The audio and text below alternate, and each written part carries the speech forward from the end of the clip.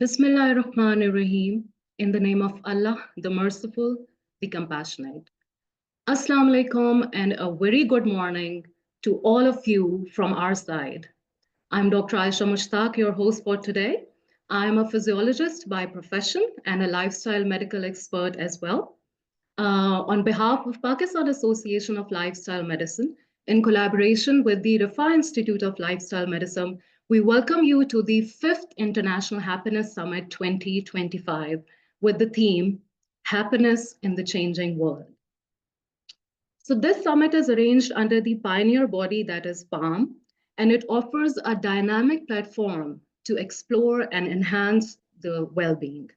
These events bring together experts, enthusiasts, and like-minded individuals to discuss various aspects of healthy living, including nutrition, fitness, mindfulness, and personal development in reference to gaining happiness and holistic well-being. So our session will start in a few minutes officially. Make yourselves comfortable as it's a full day activity, and be sure that you have logged in with your names as per the registrations. So without any further ado, let me welcome my very beautiful and smiley co-host, the President 𝗏, Dr. 𝗜𝗂𝗏𝗂𝗏. Welcome, Dr. Hello. 𝗜𝗂𝗏. Hello, good morning. Thank you. Good morning. Hi. Happy International Day of Happiness, sir. Thank you. Thank you very much. I'm really, really excited and looking forward for this exciting day, and all geared up. Thank you very much. Inshallah, sir. So we'll have a brief introduction of yours, please. Sure. I am 𝗂𝘁𝗲𝗿𝗍𝗛, an MD, doctor in medicine. I'm also an IBLM certified physician in lifestyle medicine. And currently I'm representing 𝗏 as the president. Thank you, sir.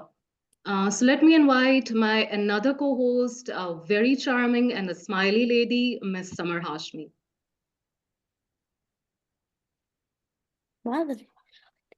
Welcome, Samar.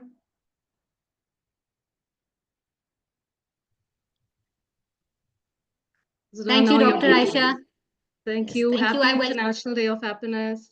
A happy International Day of Happiness to all of us. Thank you. And this was indeed a very flattering comment. I'm not that charming. No, you guys are. Thank you. So I welcome you all to such a beautiful day of spring here in Pakistan. And at this time, we're lucky that we celebrate spring as well as the International Summit, Happiness Summit. So a warm welcome to you all. My name is Samar Hashmi, and I will be your host for today. I'm an architect by profession, and my interest into lifestyle medicine and natural healing grew actually about half a decade ago, when I started noticing the alarming rise in the number of ailments and diseases day by day, and we unfortunately not being able to prevent it or treat it. So I dived into the world of natural medicine about 6-7 years ago. It's not been a long time, but a wonderful journey for me, alhamdulillah. And I found myself at the UK's largest college of natural medicine, the College of Natural Medicine, and also we know it as CNM. Here I completed my 3 years course of nutritional therapy. That's the department which I chose for myself because I thought that nutrition was the way forward, along with other nutritional therapies like acupuncture and herbal medicine and so on and so forth. Alhamdulillah, now I'm grateful to be a qualified naturopathic nutritional therapist. So naturopathy comes with nutritional therapy. And I own my own clinic here at my house in Pakistan and there I implement the sciences of natural healing through food, through supplement, and through lifestyle modification. And I truly believe that addressing the root cause to any problem is key to be able to prevent, treat, and reverse diseases. I tell my patients that. Looking forward towards a very, very lovely, memorable and a lovely morning and a lovely afternoon with you all. Thank you. Inshallah, welcome on board. And I think Palm has provided us that platform that we can, practice whatever we want to in this domain. So without Absolutely. any, so Absolutely. without any, We are blessed to be on this journey. Thank you. true that.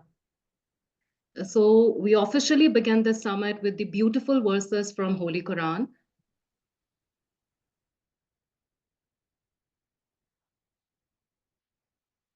أعوذ بالله من الشيطان الرجيم بسم الله الرحمن الرحيم الحمد لله رب العالمين الرحمن الرحيم مالك يوم الدين إياك نعبد وإياك نستعين اهدنا الصراط المستقيم صراط الذين أنعمت عليهم غير المغضوب عليهم ولا الضالين.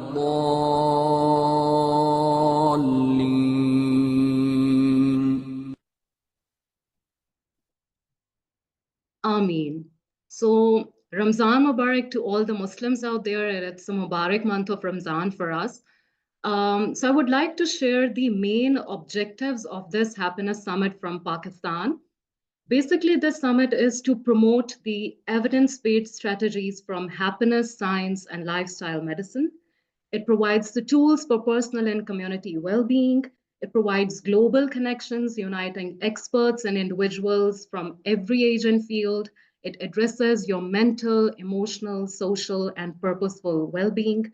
Equip the people to create the positive life transformations, to empower individuals and organizations of Pakistan to cultivate a culture of well-being along with the happiness, and to contribute to global betterment and promote a more favorable perception of Pakistan internationally.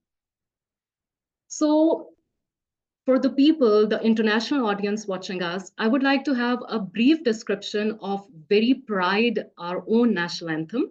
So our national anthem is an evocative in spirit, extolling Pakistan as the center of faith and freedom, and a land of beauty and strength drawn from the people and the country. The words touch upon the various facets of national life with an evocation of integrity of Pakistan. The verses of anthem has been composed by a very renowned poet of Pakistan, 𝗜H𝘁𝗲𝗿, while the tune has been composed in 1949 by 𝗤𝘁𝘁𝗲𝗏, a very well-known musician and a composer. So the music and lyrics of our national anthem evoke deep emotional responses ranging from joy and exhilaration to solemnity and reverence. So let's listen to this masterpiece, the national anthem of Pakistan.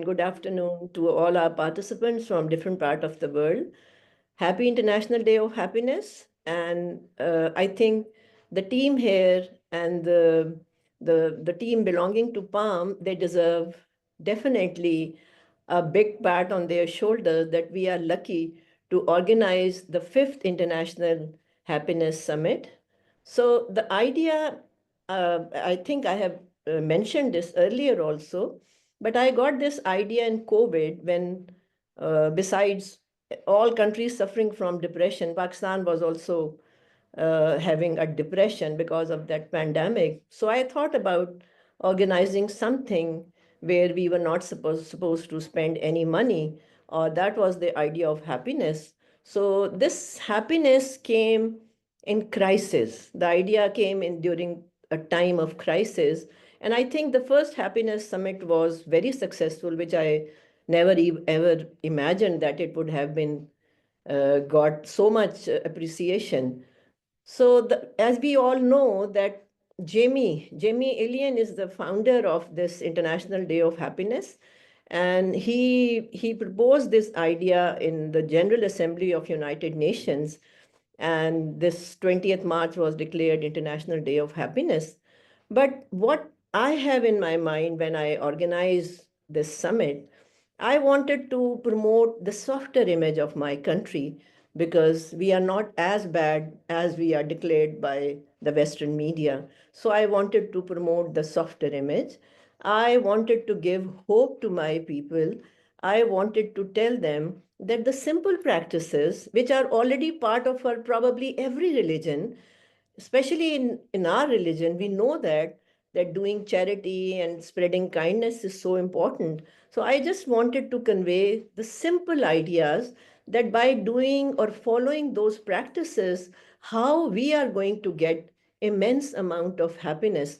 I was just going through the latest report, which is being released by happiness report, which comes from Oxford University. And I was looking what areas they are focusing on.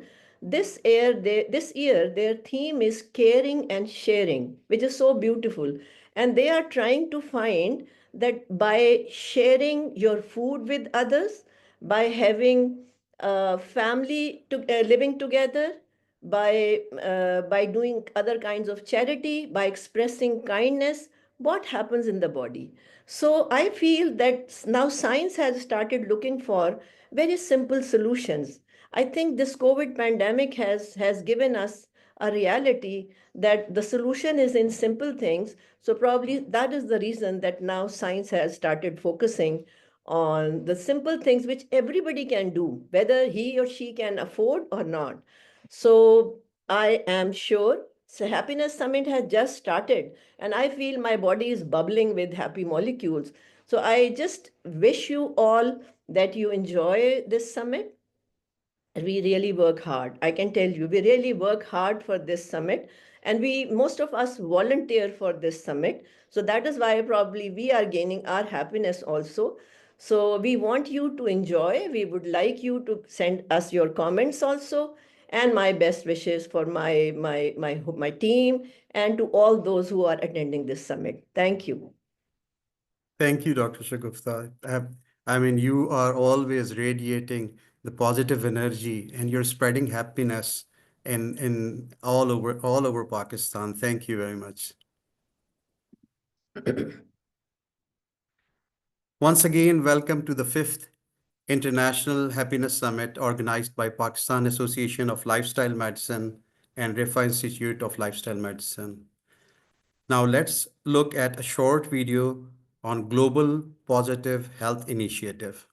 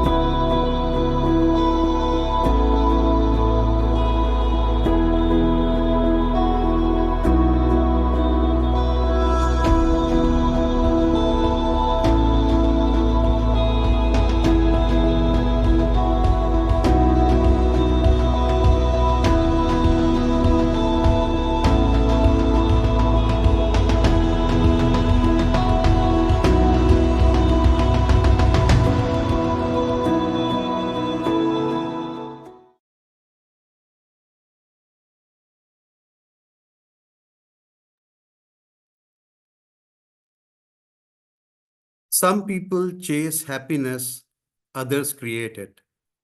Ralph Waldo Emerson. Our first speaker for today is Dr. Liana Leonov. As an innovative global leader in lifestyle medicine, Dr. Liana has advanced the movement for integrating positive psychology into healthcare. She led the development of original lifestyle medicine core competencies for physicians and health professionals, which have recently been expanded to include positive psychology-based knowledge and skills. She serves as the president of Positive Health and Well-Being Division of the International Positive Psychology Association. She is the chair of Happiness Science and Positive Health Committee of the American College of Lifestyle Medicine. She leads faculty of ACLM physicians and health professionals for well-being. A few of her notable past roles include serving as president of ACLM, director for the Healthy Lifestyle Division of American Medical Association, and board for the American College of Preventive Medicine. She also directed programs in heart disease, stroke, and cancer prevention at California Department of Health Services. Let's welcome Dr. Liana.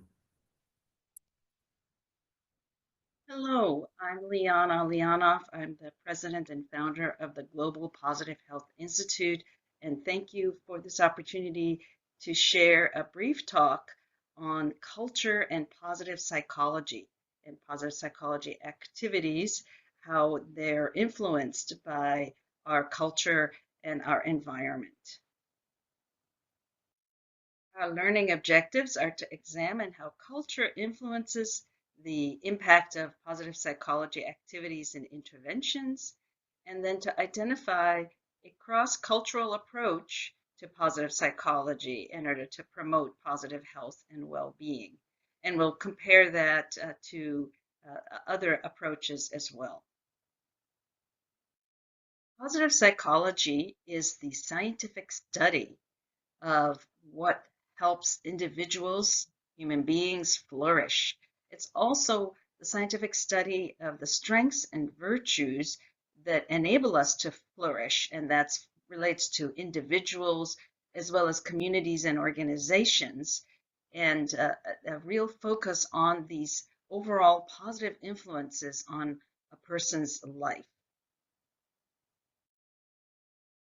And we define positive health in terms of harnessing healthy lifestyles and addressing traditional risk factors by practicing the healthy habits of eating healthy, being physically active, getting enough sleep, managing our stress, and also by incorporating these positive psychology activities in our lives. And this is in the context of a supportive environment in what's called the biopsychosocial model. And culture does influence that significantly. Culture influences how we seek help, and particularly how we seek psychological help. It influences our coping strategies and, of course, our social structures that in turn influence our overall well-being. Here is a list of the kinds of activities and interventions that I'm thinking about when I say positive psychology activities and interventions. They include things like gratitude practice, forgiveness, savoring, acts of kindness, and much more. There are many of these that have been studied in the scientific literature. Positive psychology, as we saw, harnesses an individual and a community's value systems.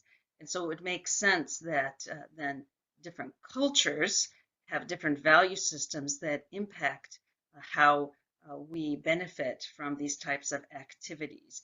And the two major cultural categories that have very different values are the Eastern cultural values and the Western cultural values. And I've listed there on the slide a number of types of ideas that are very important in each of these cultures. On the Eastern cultural side, harmony and collective cooperation is very important.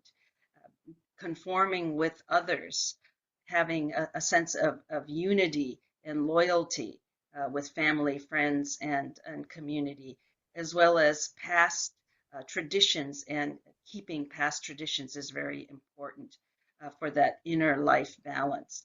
Whereas on the Western cultural side, autonomy, individuality, self-orientation is very important.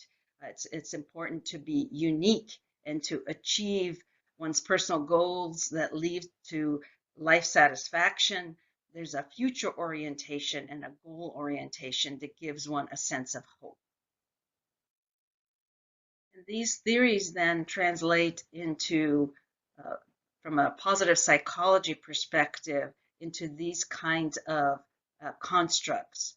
On the Eastern cultural side, there is this value that the self may be an illusion, that it's really about the collective and the cosmos together, that there's contentment and balance of joy and sorrow. We need to balance and find life balance and embrace the negative and the positive, and have mutual sympathy and harmony with others is a big priority, with an emphasis on what in positive psychology we call eudaimonia. Eudaimonia is having good feelings from doing meaningful activities. And then on the Western side, there are approaches that support self-enhancement and individual life satisfaction, that we want as much possible to have subjective personal well-being and minimize the negative emotions, and that we become masters of our environment. And there's a greater emphasis, not solely, but a greater emphasis on hedonia, which are pleasant feelings for the sake of those pleasant feelings. Although clearly in Western society, we also value eudaimonia and value meaningful activities as well.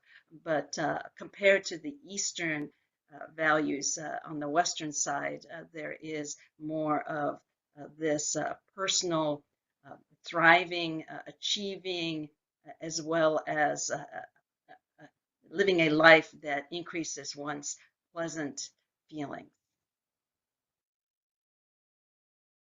So with these cultural differences, we then are finding that in the science of positive psychology activities interventions lead to different levels of benefit on well-being and health for individuals in these different categories of culture. We find that even there are cultural differences in how we define happiness. And we find the science showing that the particular positive psychology activities that are often talked about in the literature, which often come from the Western values, because Dr. Martin Seligman, who is the founder of the modern positive psychology, is Western-based from the University of Pennsylvania. So some of those interventions in the science appear to benefit Westerners, for example, Europeans and Americans, more than Asians or Asian Americans. And so even the Americans who live in the US but who have the Asian cultural background may not benefit as much by certain activities, particularly the gratitude practice. But of course, all of these types of activities can have some benefit across all cultures. It's a matter of the amount of benefit. And so one's cultural background is very important to keep in mind when thinking about, well, what activities should be incorporated in self-care, and also health providers who recommend these activities need to encourage individuals to think about their personal values and their cultural values and what might work best for them. Now, researchers and authors in the area of positive psychology and culture are discussing two approaches. One approach would be to offer activities, interventions, and mindsets and recommend those that are embedded in one's culture, that are culturally determined, that we make those recommendations and we engage in those activities with a cultural sensitivity and that multicultural perspective that is so important, and that we help ourselves and as health providers, we also help our patients and clients to view their emotional character and emotional experiences and symptoms from that cultural perspective. The psychological diagnoses can vary based on cultural perspective. And as I said, happiness can be defined very differently for different cultures. For example, for some, happiness is a more high arousal state, and for others, happiness is more an even-keeled, low arousal, more of a calmness and peace. And there are other experts and authors who say perhaps that we should emphasize a culture-free perspective, a culture-free approach, because there are universal human values and strengths that we all have in common, that go across all cultures, and that positive psychology can be applied anywhere, anytime with some of these very basic human strengths and values, and that happiness can be universal. So these are interesting perspectives, and depending on the context in which we are in, we might embrace more of the culture-free approach, and in other contexts, we might really need to think about our cultural sensitivity in approaching positive psychology. Now, of course, we are a very diverse world and increasingly diverse over time. And so thriving in this diverse world does require overall some awareness of cultural strengths and cultural differences. And it requires an open-mindedness when we talk about these kinds of positive psychology principles and values, and that we be flexible and take initiative to ask questions that impact and are a part of our culture. That's very important, and that then we can leverage some of the virtues that we do have common across all the cultures in that culture-free approach. And some examples of that would be a sense of courage or justice, common humanity, our temperance and wisdom and transcendence. A really good example of how strengths can manifest differently in different cultures is forgiveness and the reason for forgiving. In a Western culture, we are forgiving the particular individual that maybe has made a transgression against us, and we are forgiving them. In an Eastern culture, forgiveness goes well beyond that individual. It's really also taking into account and on behalf of a broader community and the broader society and the values that are important to that society and community. We, of course, need so much more research on these cultural differences from the positive psychology perspective and how to use these activities and mindsets in order to boost our well-being and happiness. We have to be very cautious in how we interpret, and hopefully the research can help us better interpret various behaviors and psychological and emotional functionings.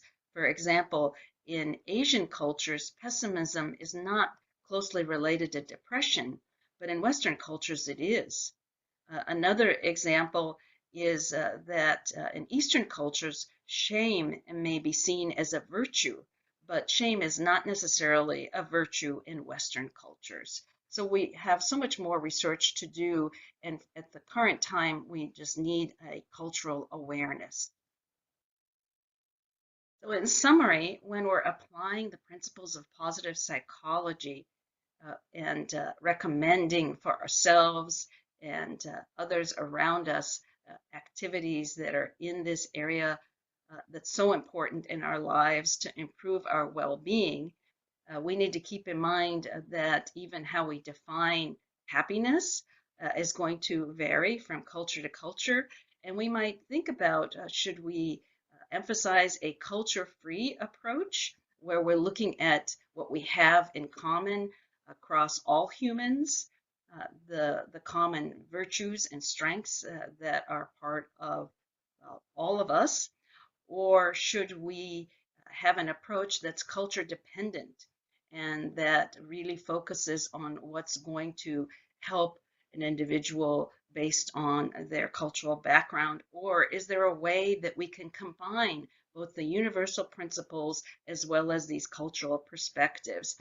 And regardless of the approach that we take, it's very important to have an understanding of some of these differences, and the broader categories of Eastern versus Western cultures is a good place to start. It's a first step in a understanding of cultural differences. And of course, we need so much more research to refine our knowledge of how positive psychology, this sense of quote unquote happiness, varies from culture to culture, and how we can best harness these differences in practical ways to improve our well-being. So this will evolve over the next decades as more research goes on. Thank you so much for this opportunity to talk a little bit about culture and positive psychology. Please contact me at the Global Positive Health Institute, where we think about these ideas and offer trainings and workshops. You can email me directly at connect@positivehealth.world, and I hope you are safe and well, and hope to talk to you again at some other time. Take care, everyone. Bye-bye. Thank you, Dr. Liana. That was great. I mean, the presentation was packed with information, but if I quickly just recap what I learned from it is we need to focus on the positive psychology interventions such as gratitude, mindfulness, forgiveness, meaningful activities. We need to do meaningful activities. And you very nicely talked about eudaimonia, doing things that are meaningful and purpose, having the purpose. One of the very important things that you highlighted is the cultural variance, whether it's happiness or overall in lifestyle. We need to be very vigilant and understanding about cultural differences and cultural variances in terms of Eastern versus Western culture. And thank you, Dr. Liana.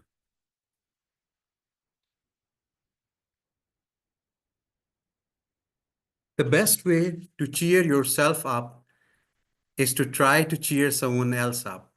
Mark Twain. Whenever I come across this quote from Mark Twain, it reminds me of one person, that is Dr. Shagufta. She started this happiness journey and became a beacon of hope for our society in this fast-changing and challenging environment. She led from the front in spreading happiness. Next, we have some exciting messages from global lifestyle medicine leaders from their recent conference in Phuket, Thailand. Let's listen to Dr. Shagufta.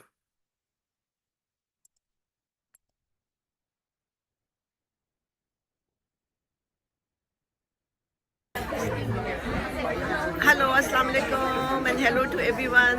I am just recording short videos in Phuket, Thailand, to all the participants coming from about 30 countries for this happiness summit.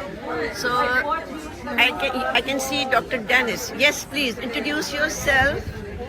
Hello everyone, my name is Dennis. I am a lifestyle medicine physician and I'm also the president of the Lifestyle Medicine Society in Switzerland.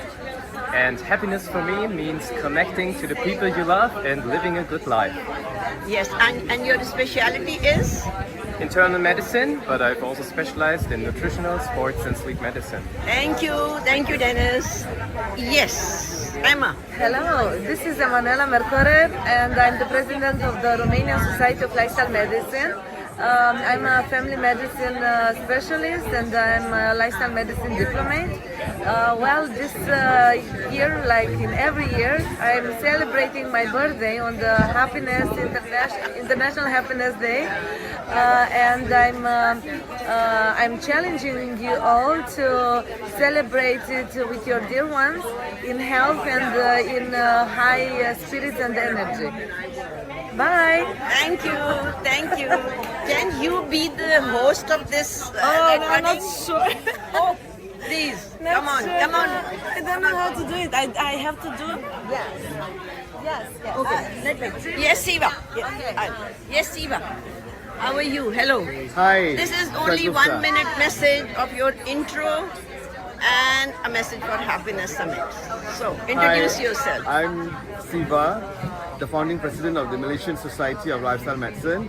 I would like to wish all of you all a very happy Happiness Summit. So I think being happy is one of the most important things for us, and generally in whatever we do, ultimately the goal is to being happy. Is the pathway to achieving this happiness that maybe we need to relook. We need to look at what is meaningful and not chase after material things only, because that ultimately does not give us that fulfillment. So please spend time taking care of yourself. All right. Only if you have self-care and you are happy, can you spread the happiness to first within your family and then to the outer circle.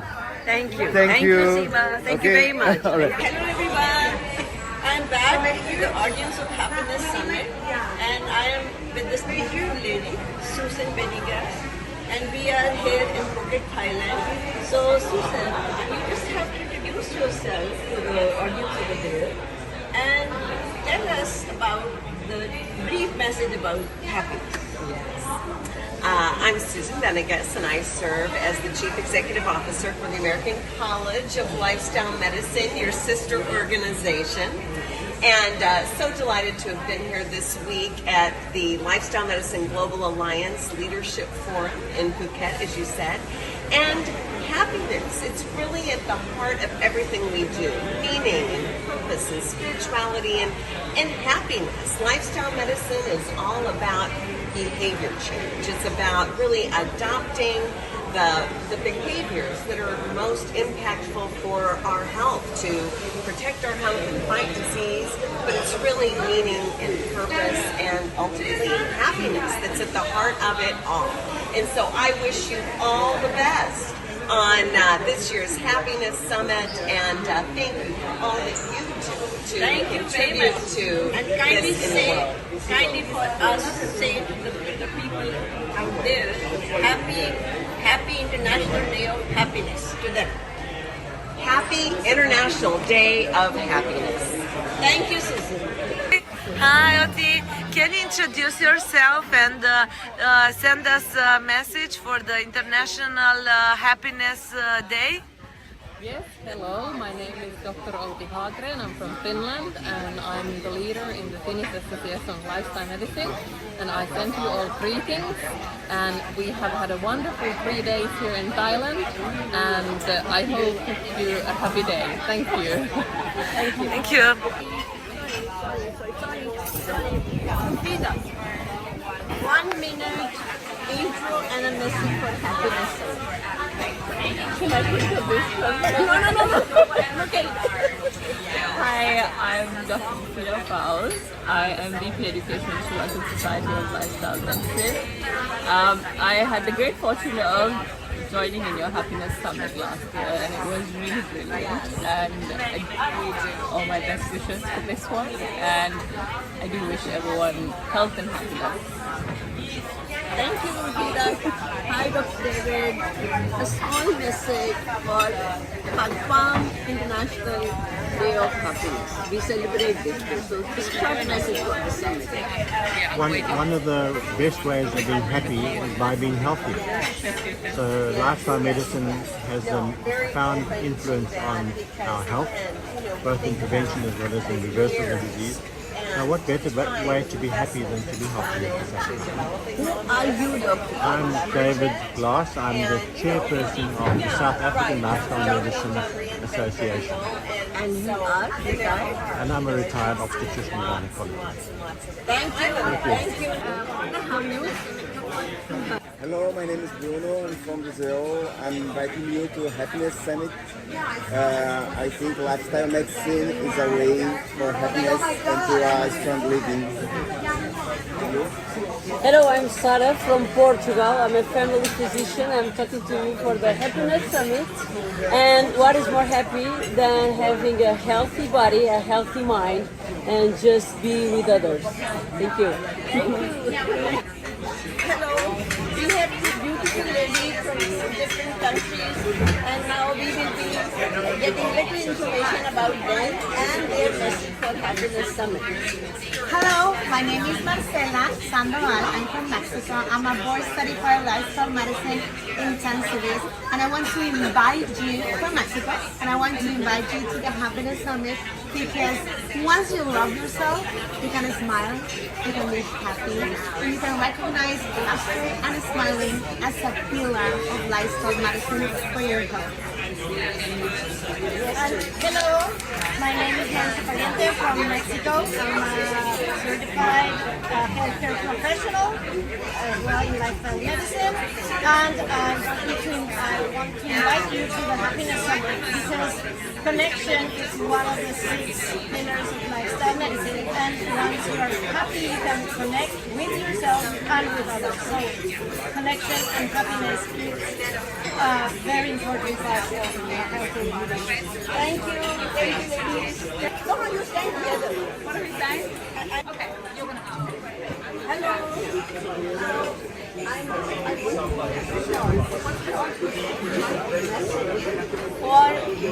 Happiness Summit, which we are going to organize now, virtually in Pakistan. So, who are you? Which country you belong to? And what do you think about that? About what? About happiness. Oh, happiness. Okay, my name is Rebecca. I'm the CEO of an organisation in Australia called Doctors for Nutrition. We promote whole food plant-based nutrition to medical professionals and their patients. And I think happiness, for me, comes from all the pillars of lifestyle medicine. So if you cover off on good nutrition and all the other pillars, I think that you will automatically be a happy person. Thank you. Yes. Hi, I'm Dr. Hande here. I'm from Turkey and the president of the Turkish Society of Lifestyle Medicine. And you want me to say anything about Happiness Day? Happiness is a part of health. It's not a target that we find somewhere. It's always around us. It's on the path. And lifestyle medicine leads us that path. So thank you for this opportunity. Hello and welcome back. So you can see this wonderful lady. This is the director of International Board of Lifestyle Medicine and many more titles. But I would like her to introduce herself and what is her message for the happiness summit? The happiness summit. Yes. First and foremost, my name is 𝗜hy𝘁𝗲𝗿 and I am the chair, the president of the chair of IDLM and ADLM.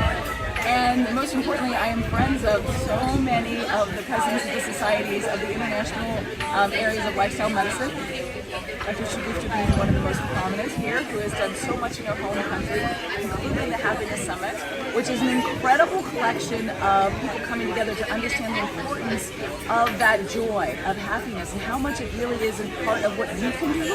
So as you can see, we're in this meeting. I decided that my joy, which was doing yoga this morning and then walking along the rocks, was more important for my happiness than showering. And getting ready for the top of the mountain. So I have stayed like this, and it has created a great sense of happiness and joy. And so cultivating your own, knowing what's important to you, creating that a priority, that I think is the essence of lifestyle medicine. What is your optimal health? And what does that mean to you? And what every single day you can add one more piece. You can do something very simple just to shift into that level of happiness that it's yours. It's nothing we have to go get a prescription for. We have guidance, we have mentors that will help us find our happiness. Right, Dr. 𝗂𝗏𝗏? Yeah, so that's happiness. Thank you. Thank you very much. Thank you. Very nice. Hello. And back to Happiness Summit again. So this is Dr. 𝗏𝗏𝗏𝗏. He is from the host country, Thailand. So I would request Dr. 𝗏𝗏𝗏𝗏 to introduce yourself and your message for the happiness, about happiness, for the happiness. Thank you very much. I'm very honored. I'm Dr. 𝗏𝗏𝗏𝗏𝗏. I'm president of the Thai Lifestyle Medicine and Wellbeing Association. And I think happiness is very important. It's something that we should have like a daily doses every day. And you don't have to look too hard to find happiness in your daily life. You just look at little things. It tends to come in little formats. Your children can do things for you, and you feel very overwhelmed, very appreciated. That's that's a happiness that can last you all day. And in all the problems that you have daily, difficulties and so on, there tends to be a positivity hidden within this negativity. You just have to look for it and expand them, and you'll be very happy, and you'll be able to deal with your problems more effectively. Thank you. Thank you.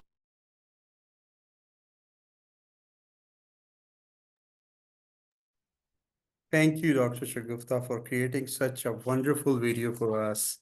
I mean, it was packed with so many ideas when she was asking people about what happiness is to them, and someone was talking about self-care. The other person was talking about connecting to the loved ones. And one of them said, one of the best way of being happy is being healthier. So, Dr. Aisha, what do you think about it? Well, it was such a great thing to watch. It must be an extravagant retreat for Dr. 𝗂𝗏𝗏𝗏. But Dr. Absolutely. Zia, Madam is in Phuket, leaving us in Pakistan. Next time Exactly. you're on it with Madam, for Yes, sure. So absolutely. Madam is looking young as always. So it was very good to MashaAllah. see a lot of personalities and extravagant personalities there under one roof and enjoying not only for the conference, but it was giving a lighter mood. And I think it was covering all the pillars of lifestyle medicine that we, teach and learn about. So it was very good to see as well. Perfect. Perfect. Summer, are you there? Yes, I'm there. Somehow, I don't know why my picture is not coming. I'll try to fix that. Is Yes, it Dr. was Shagufta wonderful. around? So let's just take Dr. Shagufta's point of views live, Yes, what she was doing and how she enjoyed leaving us behind here. exactly, ma'am.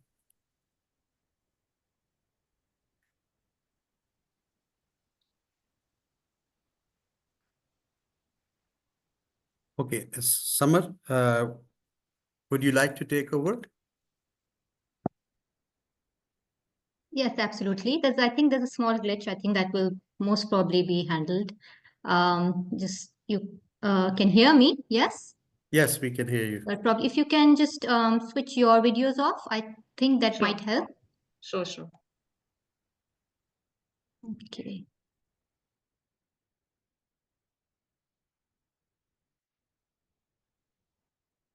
I think we will move forward with that and try to fix this issue probably later. So we go on to our next segment. It's the video of Einstein, how he explains the theory of happiness.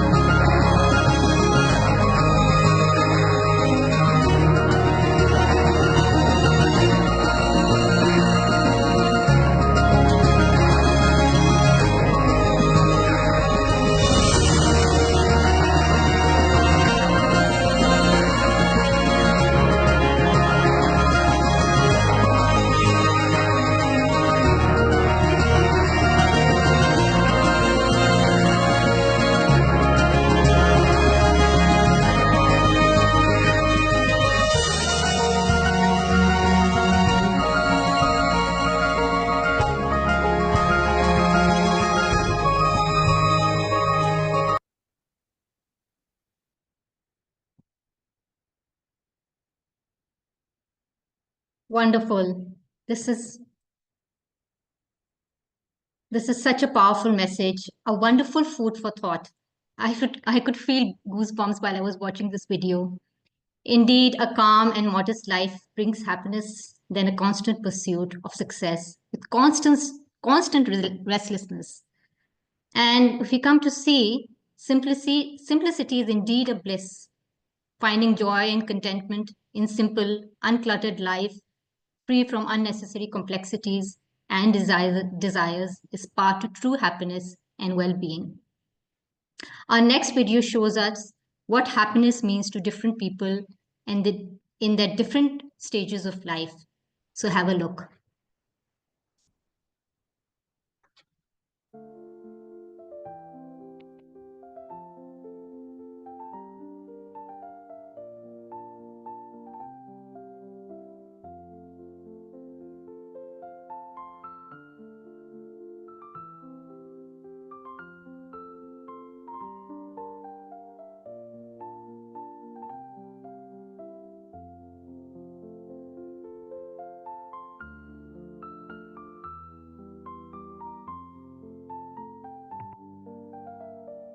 When Mama gives me phone to play.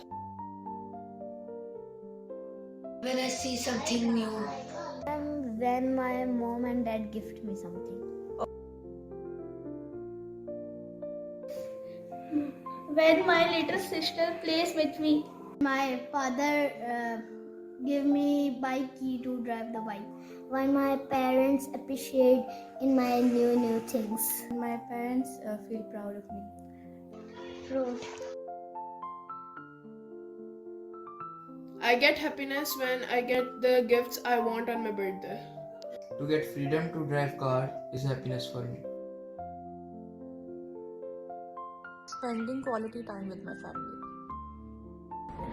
For me, at least having some free time to spend with my family is my happiness. Health and time is happiness. To me, happiness is having a strong connection with your God, yourself, and also your loved ones. Being with family is happiness for me. Lying idle on my bed is happiness for me. Love of my sister is my happiness. Only work. Everyone's happiness and living happily with others is the main happiness. Real happiness is when others are happy with me. When I offer all 5 prayers and read Quran Majid. My happiness is my children. When I see my family. Happiness is when we transfer our values and desires to our children so that they can achieve what we can't. Helping others. Happiness is to see your children happily living and serving you. I feel very proud at that time.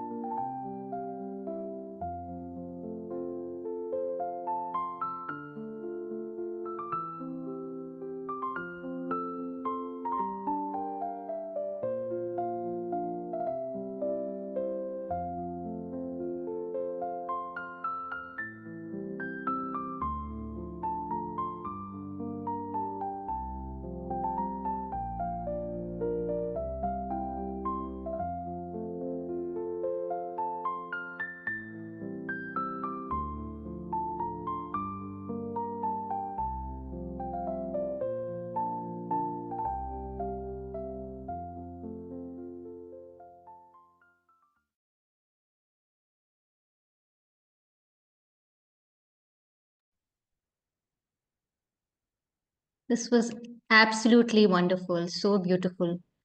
As we've seen the different life stages which one goes through, starting from childhood to teenage, then to adulthood, and lastly to the old age, it is actually it's quite evident that we are truly happy when we are around our loved ones. the most essential ingredients, if we come to see, is love, a connection, and the moments of joy we experience when we are around our loved ones. That is absolutely the biggest joy, according to me, and the people we just saw.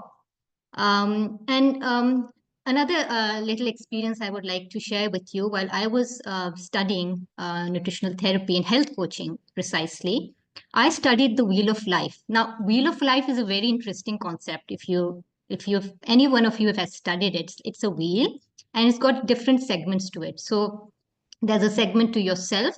जैसे एक segment yourself का है, one is for family, the other one is for work, there's one for your goals, and the last one is environment. Environment में आपकी सारी, all your what you're eating and the soil, the air you breathe in, how you take care of your pets, and so on and so forth.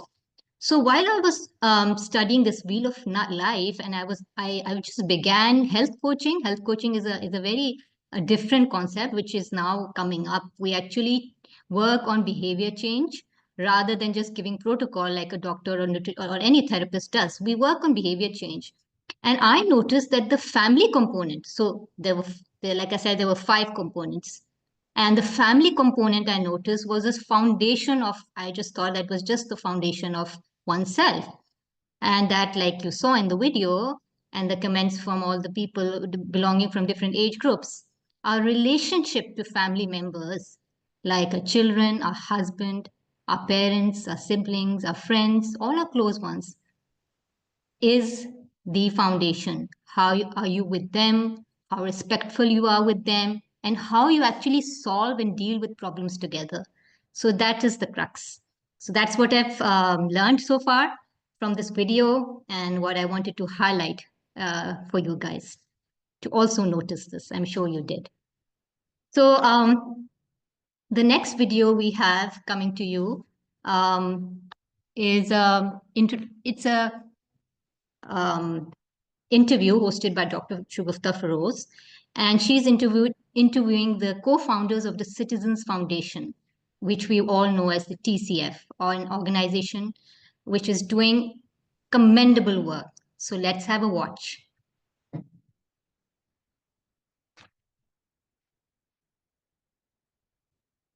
Ji, Assalamu alaikum. So welcome.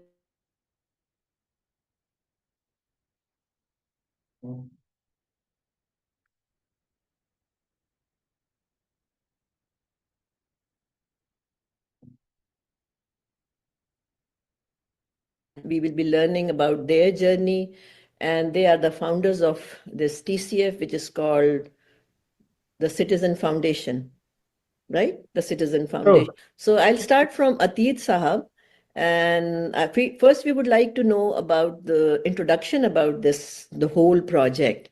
So Atiq Sahab, thank you very much for joining us, and thank you for giving us this honor.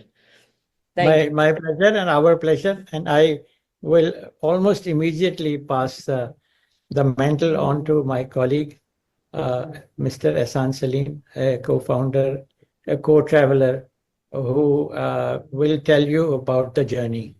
Ehsan. Okay, ji, the journey started actually, we started talking about it in 1994, 1995.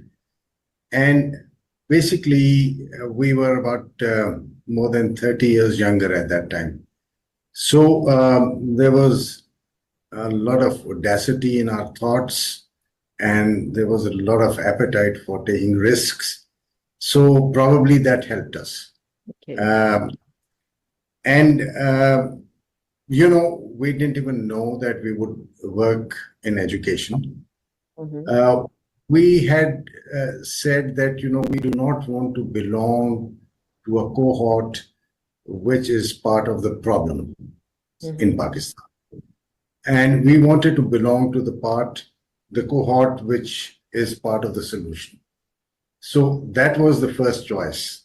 Mm-hmm. And to do that, we said, how do we mend things? And how do we bring some positivity into whatever we do in life?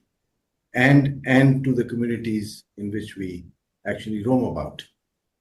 Nice. And the biggest complaint was with people like us, who were thankless, who were spendthrift, and who would complain the most about why things don't get well in Pakistan. Yeah. We said we don't want to be part of that crowd. We had two choices. One was, we considered two choices. One was to actually go to the mountains, get some cattle and live off the land and say bye-bye to all telephone and communications and live happily ever after. I love the idea which you have said. Unfortunately, people who are blessed or privileged, they are the ones who are complaining about the status of life in Pakistan. I love the concept, what you have said. So I understood that you have May I just add that the people that you're talking about are also unhappy people. Yeah. All this is interlinked. Yeah. To your eventual goal of happiness. I stand back and let Ehsan take over again. Thank you. So how did you reach to this TCF? Okay, so we reached it through a process because all of us who were part of this journey together. So this is not an individual's organization.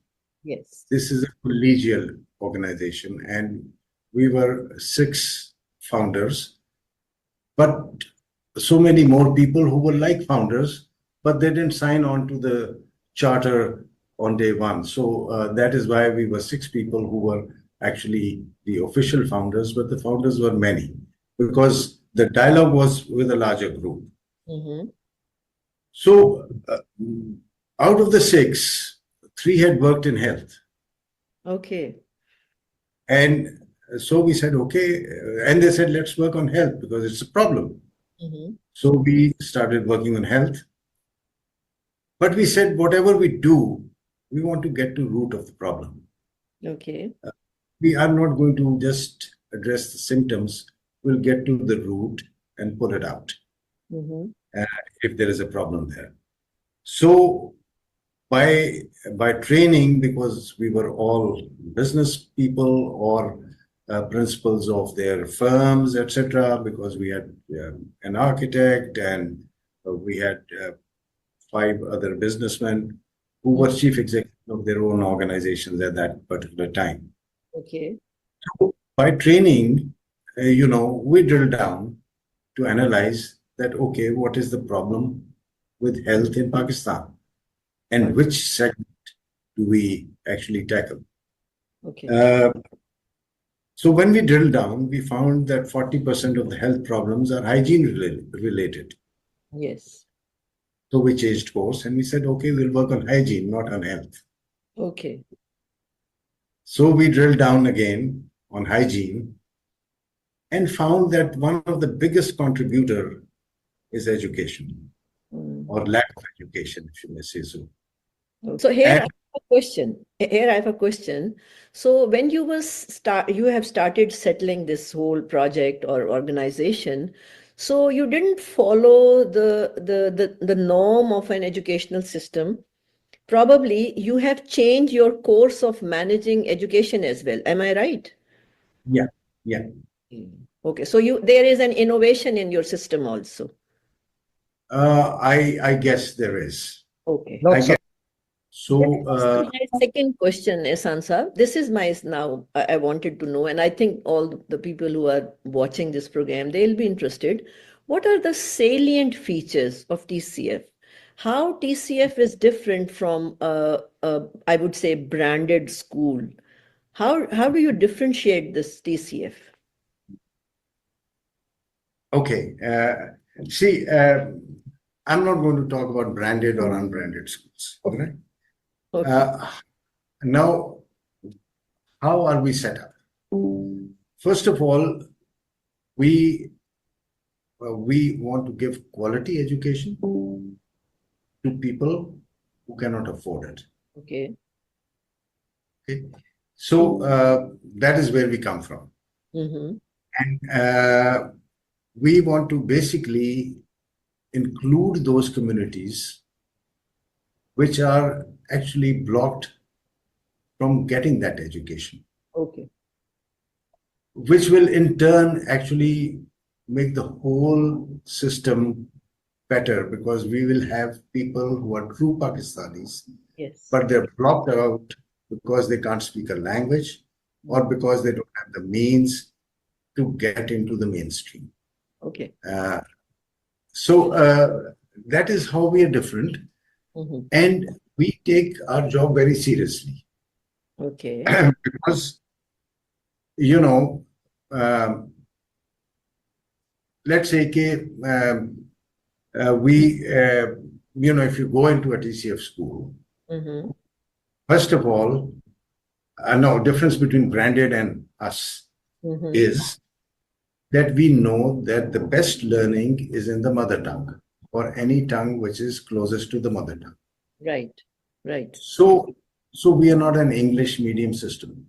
We teach the children in their mother tongue or anything which is closest to their mother tongue.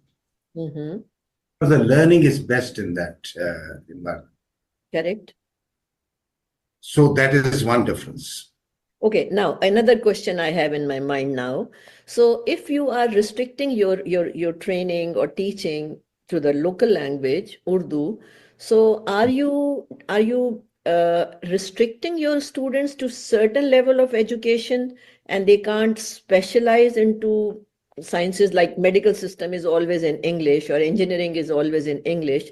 So do you have a set target that your child, your student is going to do only metric, or there is no limit? No, see, the thing is that we do teach English, but we teach English as a language. Okay, fine. We don't teach it as a medium. Okay, fine. We use English as a language.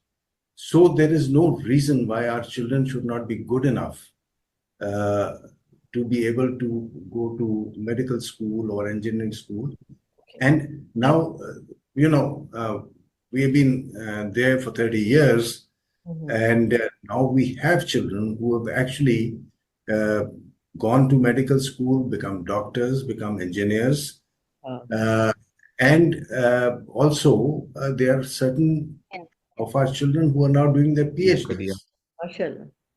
And not only in this country, but also abroad. Wow. So they are not restricted by learning in Urdu. I understood. So I'll just add here that we prepare them in certain subjects to be bilingual. Okay. And also we prepare them to get to a state of mind where they can easily pick up the English language. All right. And this is a barrier for higher education. Okay. There are things that are happening in the country where, you know, books are being translated, etc. But we still got a long way to go. So you've got to be able to converse in English. Okay. We looked at our forefathers. Right. I mean, Assam, my parents came out from an English Urdu medium system. Yeah, true. And we looked at stalwarts. They came from an Urdu medium system but spoke very good English. We looked at stalwarts like, say, take Professor Abdul Salam, take 𝗏𝗏𝗏𝗏𝗏𝗏𝗏𝗏𝗏, take Mr. Zia Mohiuddin, take Dr. Ishrat, who ran the State Bank and was finance minister. They all came from an Urdu medium schooling background. Okay, okay. But so because of the language at the younger age helps you connect with things and helps you with opening doors and windows in your mind. But the whole reason for education is to brighten the mind and brighten the child and create individuals who can take good decisions for themselves, their families, their villages, their nation, their country, the world. Good, stable decisions and not restricted to one faith or one cult or one particular lot of people. That is why we have all Before 1971, most people were going to schools, and the bulk schooling program, which belonged to the government, always gave children the chance to come into mainstream. Okay. People were steadily coming into mainstream from these, call them challenged communities.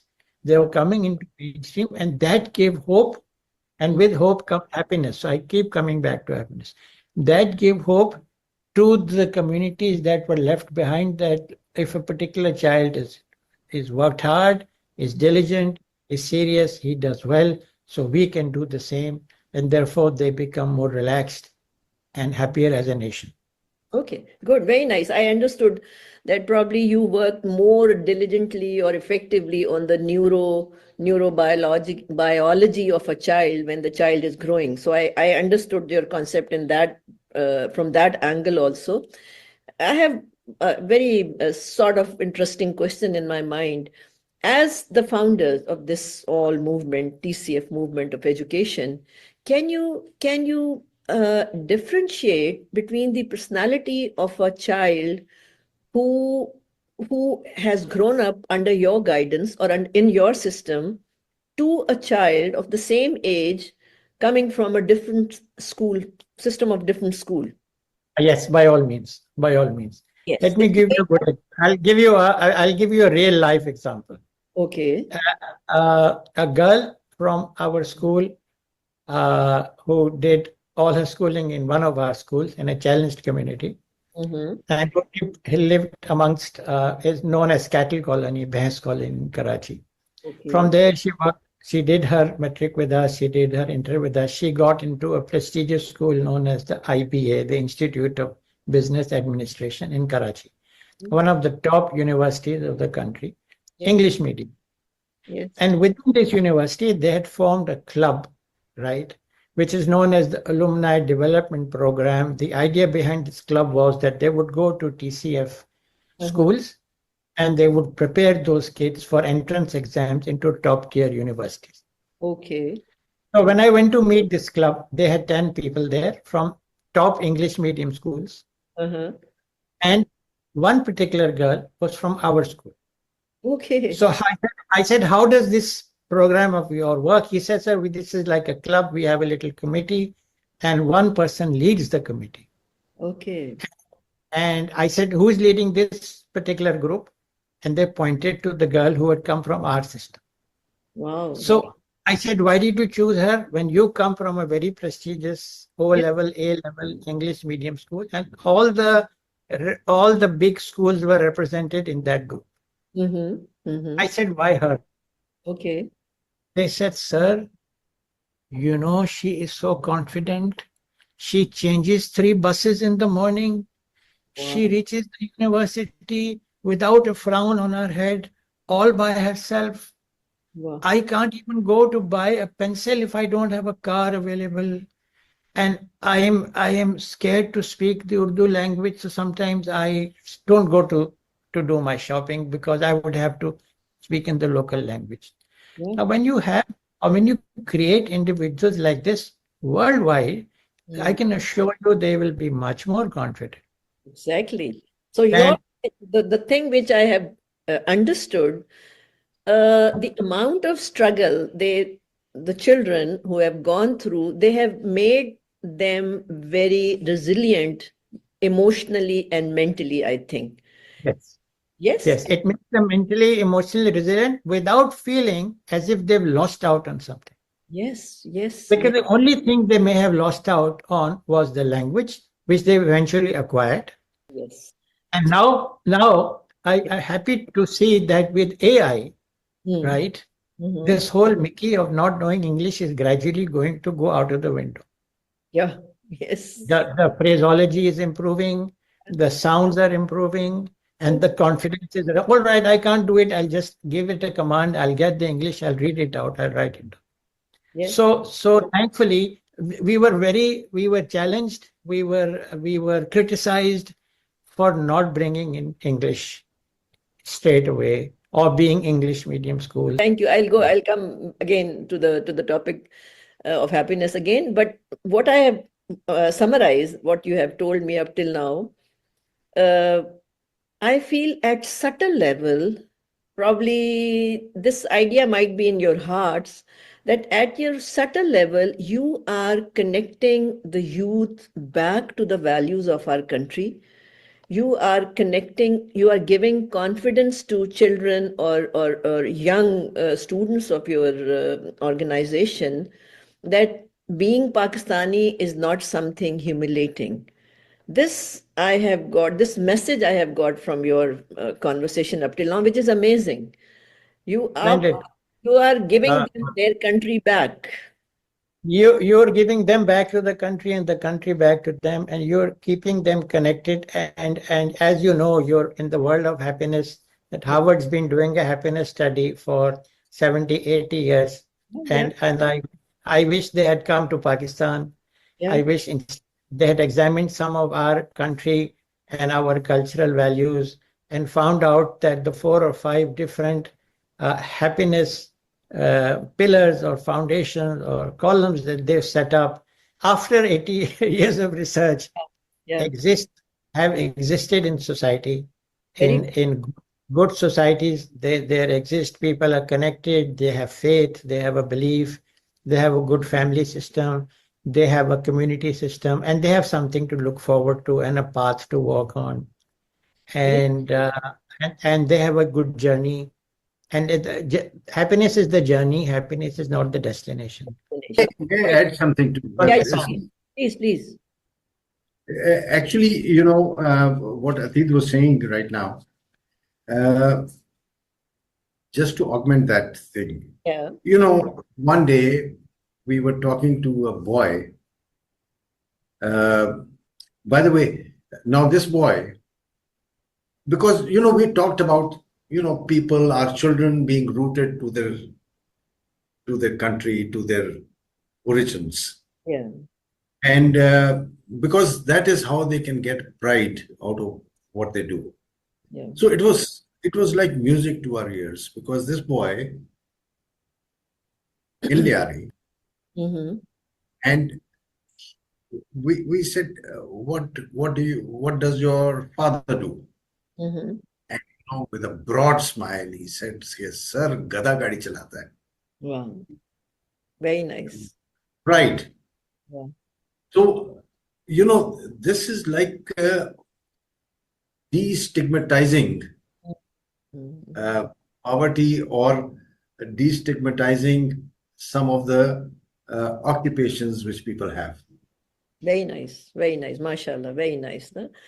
And probably this will help in bridging the gap which is being created in our current society because of, I would say, we are educating them, but we are not transforming our youth.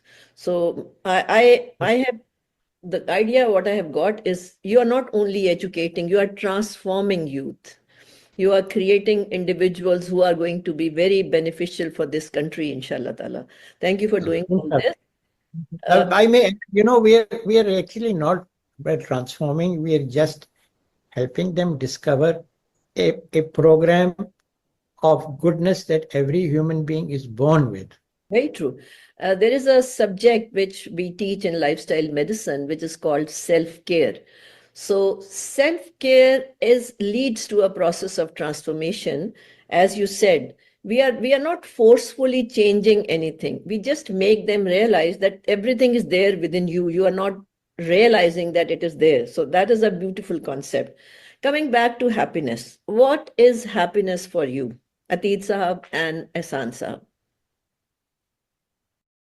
Well, you see, for our journey, I'm sure Ehsan has his view. For our journey, especially TCF has led to a lot of happiness because it encompassed all that happiness is supposed to encompass versus momentary pleasure, which is money related. Yes. None of this is money related. I think the Creator, God Almighty, is very just, and happiness is there for everybody. It is just not restricted to those who are affluent. Yes. So therefore, the requirements of happiness is to have a good journey. Yes. Of course, there will be struggle, but to have a good journey, the requirement to me of happiness is a certain belief and a certain philosophy which you're attached to. Okay. Happiness is the smile of a child. Happiness is meeting a long lost friend. Happiness is, I mean, I've actually physically cried when I've seen some children belonging to TCF come to the stage and talk about themselves, talk about their journey, right? Pure tears of emotion and joy and deep down satisfaction and happiness. So you say, maybe I can now die a little more peacefully, a little more happily, because these children were huge icons, I would call them, of how they were speaking, what they were doing, what they believed in, what they were actually physically going out and doing. One child has opened a library in the mosque that he prayed in. Now, if you look at this, clergy, pressures, etc., the mosque is a community place. He was able to take them on, not take them on, but take them with him. And they realized that in the afternoon, this space becomes a community center and it's a nice, soft library. Children come and read. So if this kind of a movement takes over, right, with the help of God, inshallah, we will, no matter how long it takes, we should be able to transform this land where no matter who comes and says, good people live here. Can you carry on with the definition of happiness? What is happiness for you? See, I think TCF, working with TCF, has given us that. Okay. Okay. And one of the happiest moments at TCF for us, all our directors, we in our mission statement, which is written in English, is one of the elements of that is to remove the barriers of class and privilege. Okay. One day a boy comes to us the day he graduated from IBA. And he said, I'm very happy today. Okay. We said, we know that you have graduated, and have you brought some mithai? Okay. For my question is, before you got or conceived the idea of TCF, you all together, were you a happy person? 30 Yes. You were? All of us, and I speak for all of us, and Ehsan will say his bit. I'll tell you why. I think by a gift of God, from a very young age, we were involved in some kind of community action. I was organizing something. Ehsan was built a college, a very prestigious institution called COMEX, which he will not tell you about, but which was serving slightly less privileged children, and which is now churning out huge graduates in large numbers. And then before that, he was in the college union. I was in the college union. These are all pro bono, honorary positions. Wow. Okay. So I guess some of the other happiness stuck to us, or we got involved in things that made us happy, which kept us going. Ehsan? Yes. And we were not miserable. Thank you. And nothing happened. Sorry. People ask us if there was an event in your lives, each of your lives, that put you together. By the grace of God, no trauma, no big tragedy, nothing. Right? We were perhaps happy people. Ehsan, over to you. Yeah, I would support what Atiq is saying. And on top of that, I would say that why were we indignant with what was happening? And why did we actually say that we don't want to belong to a cohort, which is actually treading on our territory and taking over? Because it was a happy situation where was being infiltrated by people of means and creating negative emotions. Well said. That is what we wanted to correct. Yes. So, so we were protecting our turf of happiness, actually. I like that. Okay. Very I nice. like that. So I would conclude, listening to the definition of happiness, I would like to conclude for especially the young audience that happiness is attached to doing something for the community. Happiness is attached to your intention, which is for doing something for people around you. Could be community, could be your siblings, could be your family, or whatever means you have got. So I can conclude from your discussion what up till you have been telling us. And you, by default, I would say about you, because I'm a clinician, I do practice also. So I can label both of you, mashallah, that you both were by default happy people. Allah has put some special material while creating you two individuals, that you by default were happy person, and then you are chosen for a bigger mission or a bigger project. So what is your message? What final message would you like to give to the audience of all age group? How to be happy? As I said, that happiness is a state of well-being. Yes. And positive emotions. So, how do we get that? We want this country to be a happy country. Yeah. If we want this country to be a happy country, there are some ingredients which we have to actually build in.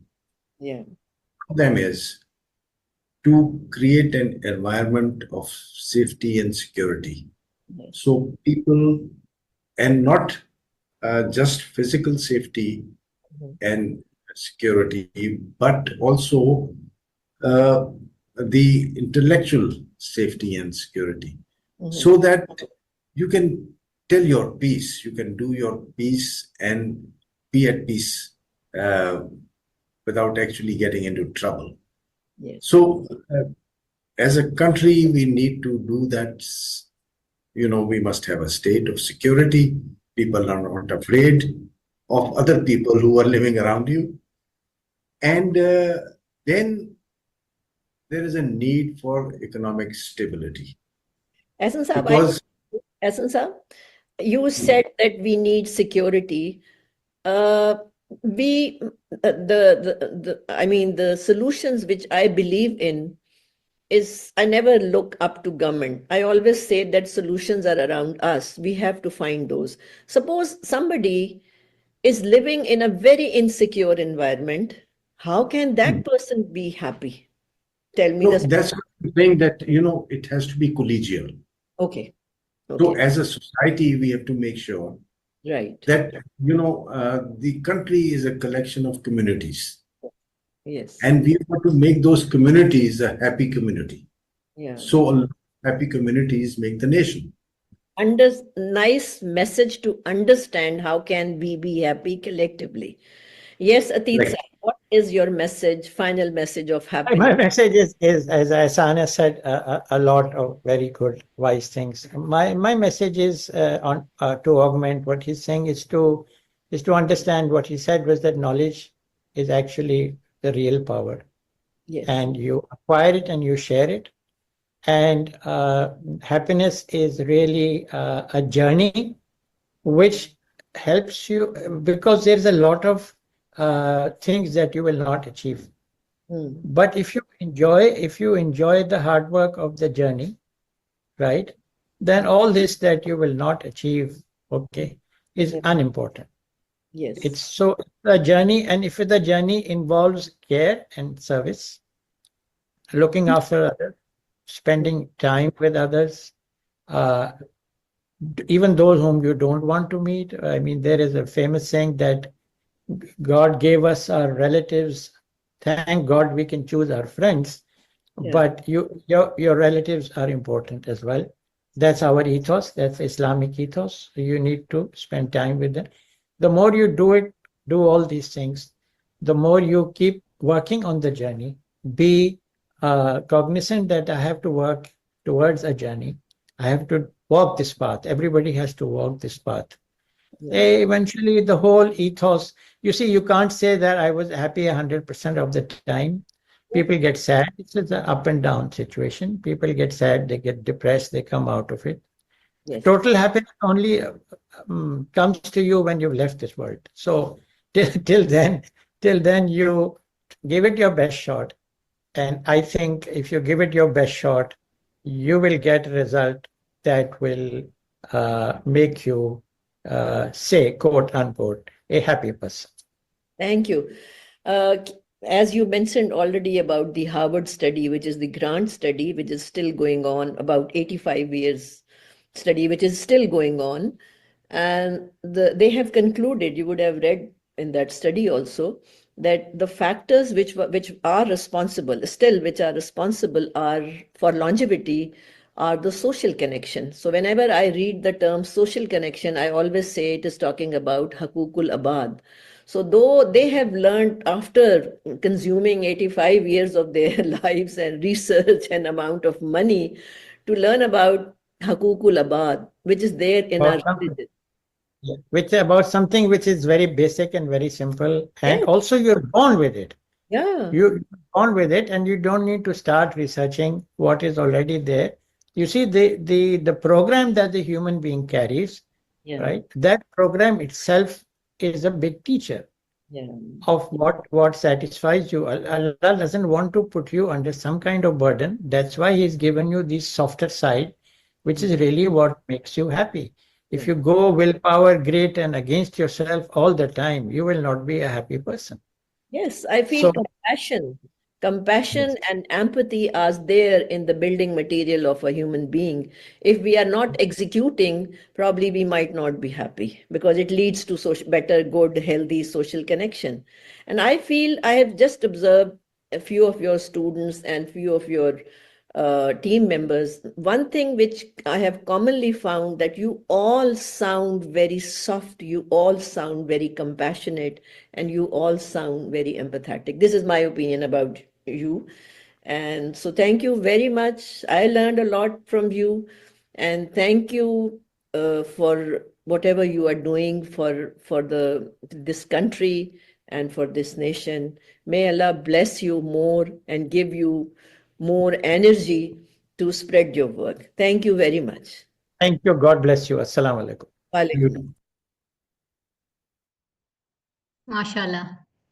This is such a commendable effort on the part of TCF and the co-founders, Mr. Atiq Riaz and Mr. Mohammad Salim. And to move forward, I think I won't do justice if I don't give you a brief introduction of TCF is all about. So, like I said, Mr. Atiq Riaz and Mr. Mohammad Salim, who have dedicated their lives to breaking the cycle of poverty through education. Their unwavering commitment, like you just saw, has actually turned a dream into one of the largest non-profit education initiatives in the world. And a brief introduction to TCF itself, it was established in 1995. And it has actually transformed the landscape of education in undeserved communities, making quality schooling accessible to children who need it the most, especially in Pakistan, with a network of over 1,800 purpose-built schools across Pakistan. The Citizens Foundation has not only provided education to over 280,000, yes, it's a big number, 280,000 students, but also empowered women and employed them on all female faculty and fostering a culture of industry. So what I can summarize from the video is that it's wonderful to see how they use the co-founders use the philosophy of using Urdu language, which is the mother tongue of our nation, to enlighten young minds, and so much so that they can make good, stable decisions in their lives when it comes to their families, their own selves, their families, the villages which they live in, and the nation they serve, and the world around them. It is wonderful to see simultaneously how they have also focused on grooming their children, making up very stable, very balanced individuals and personalities, shaping them into well-balanced individuals, and managing to send their children from underprivileged backgrounds. So yes, that's the main thing, that from underprivileged backgrounds to privileged schools, colleges, and universities. That is such a big effort, and I think it is one of the exemplary institutions in the entire world who've set this example. And it's also wonderful to see how they've connected the youth back to the values of the country. So wonderful work, and so much to learn from this video, which is conducted by Dr. Shagufta Feroz. Indeed. Very true, Samar, very true. Dr. Zia and Samar, I just want to, bring in the knowledge that while we are conducting this summit, the population of Pakistan has reached more to 250 million. So we also have a major chunk of underprivileged societies prevailing in Pakistan. And I'm so glad to hear that these organizations like TCF, they are working here in Pakistan to rebuild the happiness. And we are a happy nation, alhamdulillah. Because and these are the real heroes. Real heroes, yeah. We are surviving in the battlefields. We are surviving at every struggles of life. And yet we feel gratitude, grounded to earth, shukr to Allah, and we are a happy nation indeed. Thank you very much, Samar. Dr. Imagine the impact they are making in the life of these people, and how much in return they are getting happiness back. This is immense, immense. A great thank you to these people. A big round of applause to them. So ladies and gentlemen and young youth out there, just stretch up yourself. We are halfway through, halfway to be in this happiness summit. So happiness isn't always loud. Sometimes it is found in very small moments. Let's talk about those moments and how they shape our understanding of joy in Pakistan. We see the news, we hear the stories, but what really defines happiness in Pakistan? Let's delve beyond the headlines and explore our own perspectives. There is a short video captured by my medical students where I work, and I'm very proud of them. Let's see this video with the title, Unveiling Pakistan Happiness Beyond the Headlines. Here you go.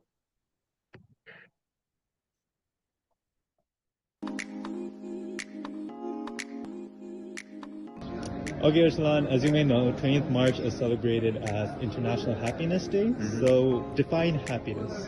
Happiness is a feeling of contentment, and yeah, that's how I would define it, I suppose.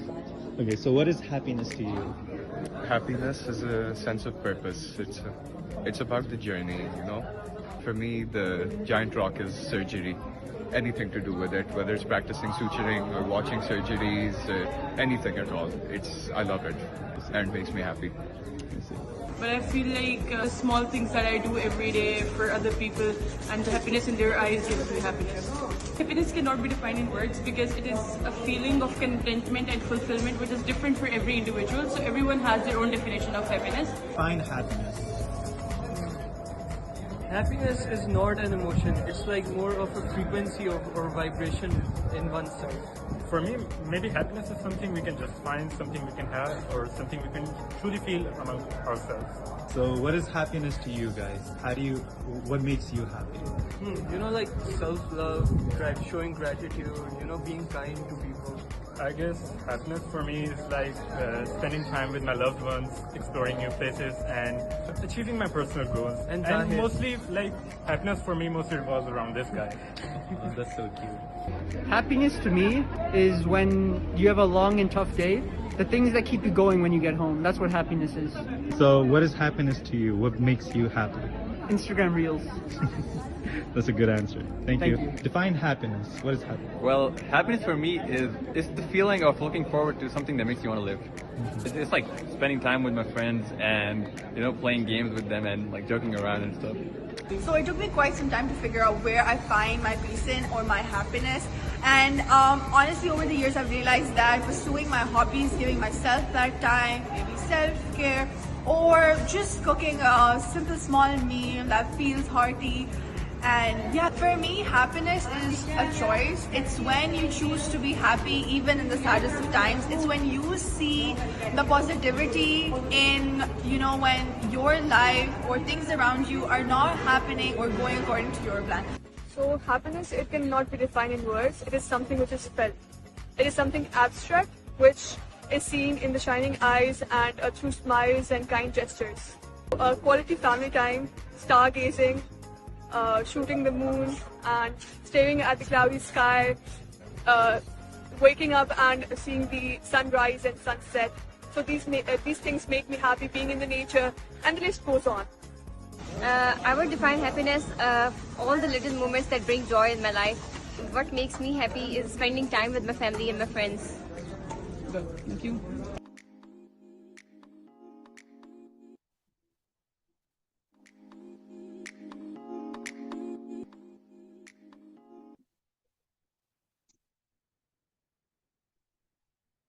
Well, so remember when we thought we are dealing with an alien invasion, turned out to be that we are just in the mid school.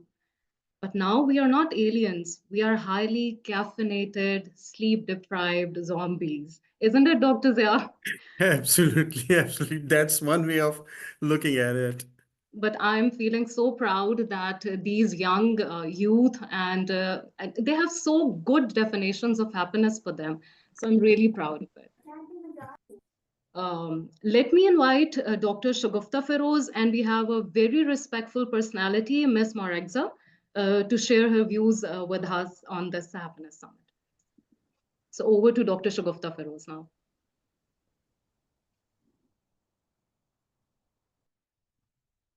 Can you see me? Yeah.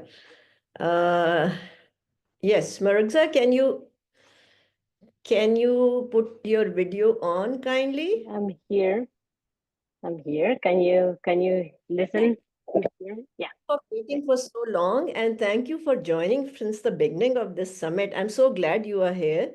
So Marexza is going to introduce herself, but I met her last month in Phuket. She has traveled all the way from Mexico for this joint movement of lifestyle medicine. So kindly introduce yourself. Yes, Sure. Good morning, afternoon, evening, everyone, wherever you are in the world. My name is Marusha Pariente. I'm an engineer. I have a master's degree in regenerative medicine. I have a master's degree in reproductive biology and a master's degree in finance. So I'm like all over the place. I'm a life coach and I'm certified in lifestyle medicine. And I basically work with women, empowering them to take control over their reproductive health and to be able to go through fertility processes and give them information about how to deal with those processes, because it's a very complex and lonely time for them. But and it's part of what I want to talk about loneliness. So basically, it's truly an honor to be here at this 5th Global Happiness Summit. When we are not only discussing well-being, but actively experiencing one of its key drivers, which is connection. Dr. 𝗂𝗏𝗏 has beautifully shared insights from the World Happiness Report from 2025, emphasizing the profound impact of caring and sharing behaviors on global happiness levels. And the conclusion is very clear. When we foster environments that encourage kindness and strengthen social bonds, we elevate well-being, not just individually, but collectively. And yet, this very same report presents the challenge that nearly 19% of young adults globally report a lack of social support. So it's an alarming decline in social connectivity that it's directly linked to decreased life satisfaction, and it's raising loneliness. This brings about the question, in a world more connected than ever through technology, why so many people feel disconnected? As And we previously heard that positive psychology and cultural studies tell us that happiness is shaped by cultural values and traditions. The Eastern and Western worlds may have different perspectives on what they consider a fulfilling life. One may focus more on community and interdependence, while the other values individual achievement and life expression. But no matter where we come from, one thing that remains universal is that loneliness is a silent epidemic that erodes well-being. No matter our cultural background, we all share a fundamental human need to feel seen, heard, and valued. We all want to belong. So this leads to connection, which is a pillar of longevity and lifestyle medicine. It's not a philosophy, it's science. Connection is one of the fundamental pillars of lifestyle medicine for a reason. It's in the heart of the blue zones, which are these regions in the world where people live the longest and healthiest life. So for example, in Okinawa, Japan, they have moais, which are small social groups that provide lifelong support. In Sardinia, in Italy, they have tight-knit communities that foster purpose and belonging. And in Nicoya, in Costa Rica, family bonds and intergenerational support are a way of life.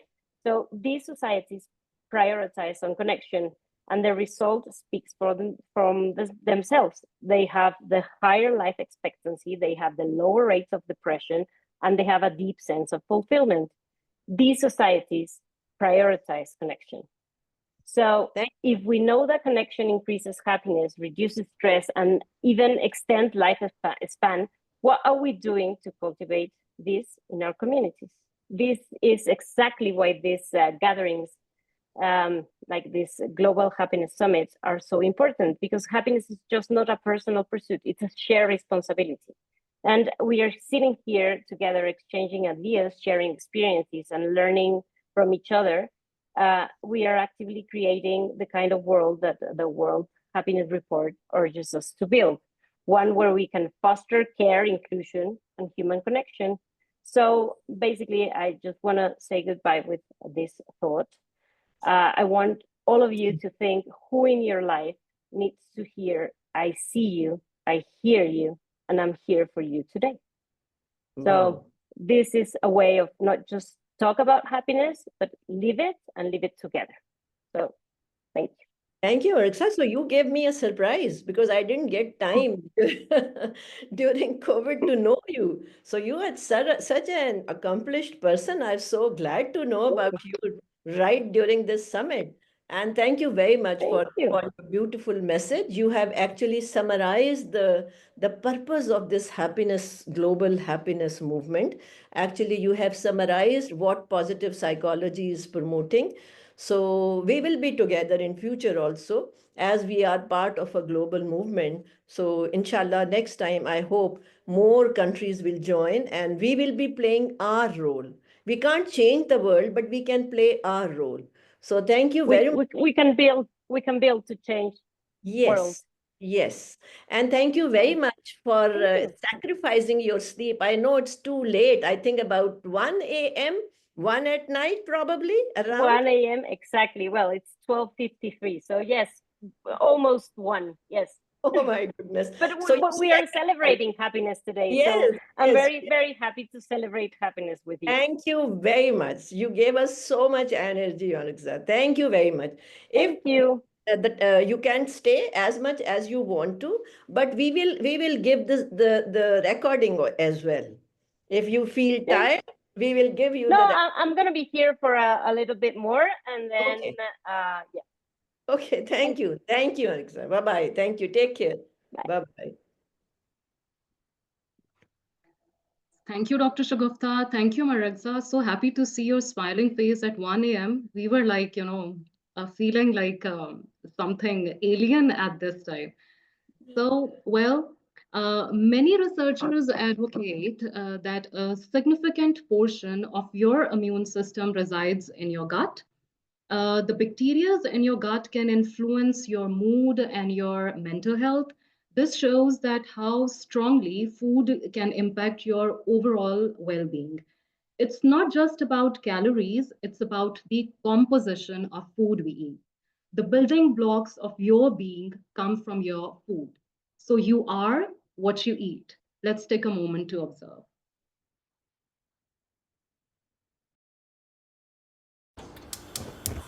Everybody knows the average American diet is not very healthy. We sometimes call it SAD for sad.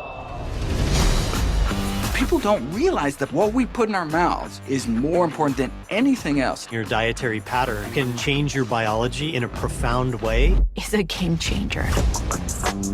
I've tested many diets over the years looking for the healthiest ones. A major challenge in nutrition studies is everyone is unique and responds differently to the same food. So what if we got people who are genetically the same? Just like us.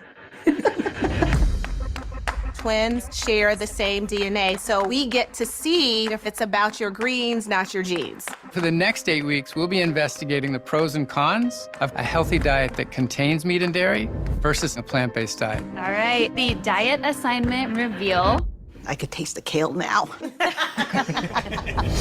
How will different diets affect your body fat and lean mass? I'm very excited to see my body transform. My blood pressure has been sometimes dangerously high. We're at a critical point. So many people are dying from diet-related diseases. The quality of our food, it's changing in front of us rapidly. We're as sure processed meat causes cancer as we are that cigarette smoke causes cancer and plutonium causes cancer. You can't trust these labels. If they got about this much room, then that's free range. Every time you eat a steak, a little puff of smoke goes up in the Amazon. Many of the same things that promote human health are also good for the environment. If you ask any human being, do you want to save the planet or destroy the planet? I mean, come on, it's a no-brainer, right? Look at you all. I can see some differences just by looking at you. We actually saw profound changes based on what diet they were eating. Those lines look very different, don't they? That's a huge In just 8 weeks. It shocked me. We can solve a lot of the issues that are hurting us by just rethinking what's at the end of our fork.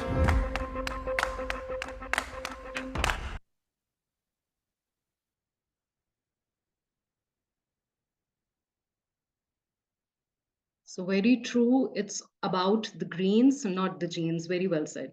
Dr. Zia, are you there? Yes, I am. So Dr. Zia, you are a married man, alhamdulillah. There is a one thought in the Asians, and your wife must know better about it. I think we should have taken her on account here. But what do you think, like all the Asians, is your heart way goes through your gut, or is it something else for your happiness? Well, if you talk about us here in Pakistan, it is definitely a saying over here that like the way you said it, and I mean the tastier the food, it fill your souls, you know. Happiness is brought by different things, and really food is one of the big component in our community that brings happiness. We are a foodie nation, right? Yes. Yeah. But my physiology fails here. I haven't found a track connecting the gut with the heart. What's the connection? But yes, it is. We have our own, treasuries.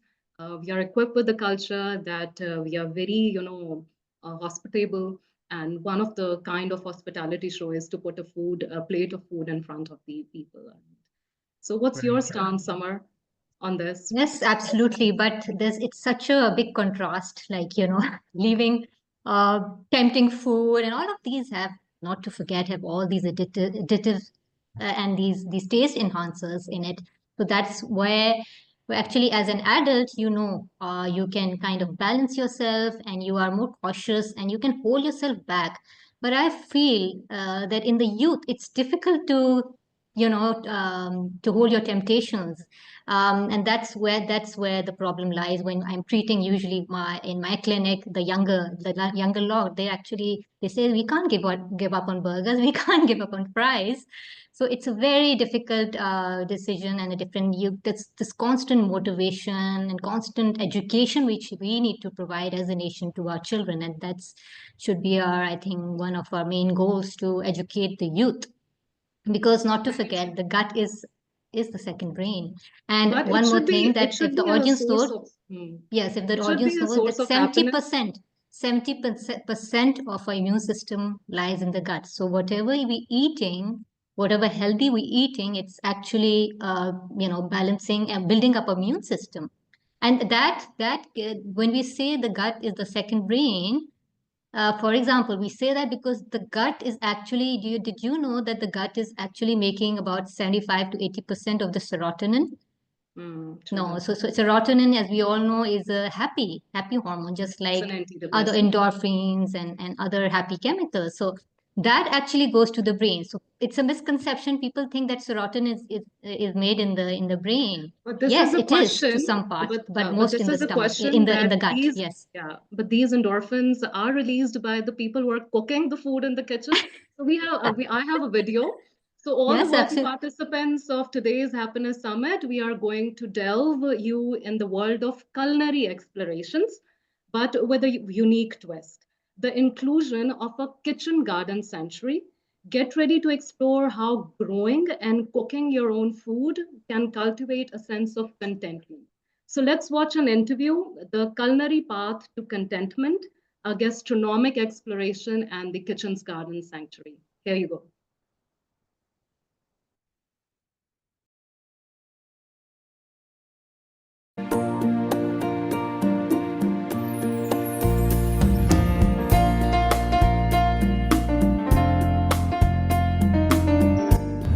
Assalamu alaikum and good morning everyone. I'm Dr. 𝗜হি𝘁𝗲𝗿 and we are here to celebrate the United Nations International Day of Happiness in this extravagant place where there are people contributing in the field of culinary arts, from establishing their organic kitchen gardens to making them available for us in the market. And then there are people putting their creativity and passion to satiate our palate with the sanctity of the food and the nutritional value of the food to bring us both the happiness and the well-being.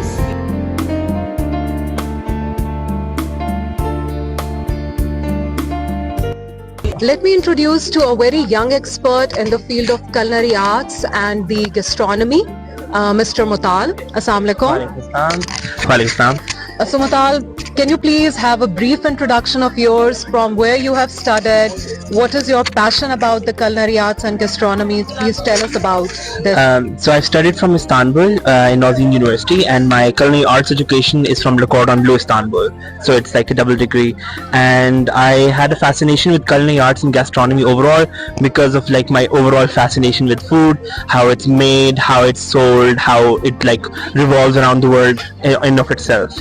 So that was the fascination at hand. So you're just telling us about that you had an internship there, bridging the pathways between Pakistani and Turkish cuisine. So would you elaborate on this phase of yours? So when I was an intern in Istanbul, my workplace wanted to host an event where I introduced them to Pakistani cuisine. The thing is that typically whenever people think of South Asian cuisine, we either think of Mughal food or we think of like what is typically known as Indian food. So I wanted to introduce them to like the vast diversity of food and food culture in Pakistan as well, focusing on all of the separate provinces and how each area has its own agriculture and how it affects each area's food accordingly. So Mutal, just tell me that what sparks your passion for this culinary art and how you link gastronomy with the food and the happiness around you as well as around people. The thing with culinary arts and gastronomy in general is that there's a fascination of how you can take mundane things like a raw potato in this case and you can make it into a very like interesting and fascinating meal. And there's a beauty to the creation of taking something that's otherwise relatively inedible and then creating something new and exciting out of it, kind of like a piece of art. So what are your culinary inspirations from Pakistan and globally, if you can tell us? Conveniently enough, and this is comedic in of itself, I grew up watching Masala TV and specifically 𝗬𝗏𝗏 Khala's show back in the day, and it was like a childish fascination because it was like this matriarchal figure on screen and she was like making all sorts of interesting dishes, and like she also like had a lot of cultural background to her. She did not make like foreign dishes, she made desi khane in of itself. So there was a huge aspect of seeing this, and then online you only see like fancy international foods, but this was like an portal to see it is like directly कि we हमारे पास भी चीजें हैं, we have our own culinary things as well. So Mutal, can you please tell what makes the most thing inspirational for you? Is it the ingredients or the way of making, or it's just, you know, presenting it in front of the others? I think all three of them have like an important aspect to itself. Like, yeah, it's important to, you know, see different ingredients and think, okay, I can do this with that, I can do that with that. And obviously making the food, like there's so many different ways to cook it. But yeah, I guess in the end of the day, it's important how you serve it, because it really changes the impact of the dish itself. So can you recall any of your childhood memory of the food and then putting up your innovations in it after your degree from Turkey and coming back to Pakistan? That would be baked goods, specifically cakes, because you see a lot of cake recipes online and they often don't work with our ovens perfectly. So a lot of that was just like getting the education and understanding exactly what's happening. So it's a lot easier to like adapt any recipe on the internet in a fail-proof way. So Matal, if I say that pick one dish that you would prefer baking or cooking when you feel like gloomy or sad and you want a boost of happiness for yourself. If it's personally just for me and it's like a comfort food situation, it's going to be ramen. But like fancy ramen with like all the fixins of like boiled eggs and chives and all sorts of like fixins, so that it's like a very diverse meal and it's like nutritionally really dense as well. So do you cater? Well, personally what we're selling here today, right, we have what looks pretty unhealthy from the get-go, but the thing is, I have catered each individual ingredient to be more and more nutritionally valuable. We have potatoes, which are larger starches, which will keep you satiated longer. We have high protein cheese. Other than that, we have 2 fermented items, which is good for your gut flora. We have mushrooms, which is an excellent source of protein as well. So even though at a first glance you'd think it's just a potato, how can that be good for you? But each individual item serves a very important part of your nutritional intake, because you can't just, you know, ignore one set of nutrition because of one reason or the other. You have to have a holistic approach to all of it.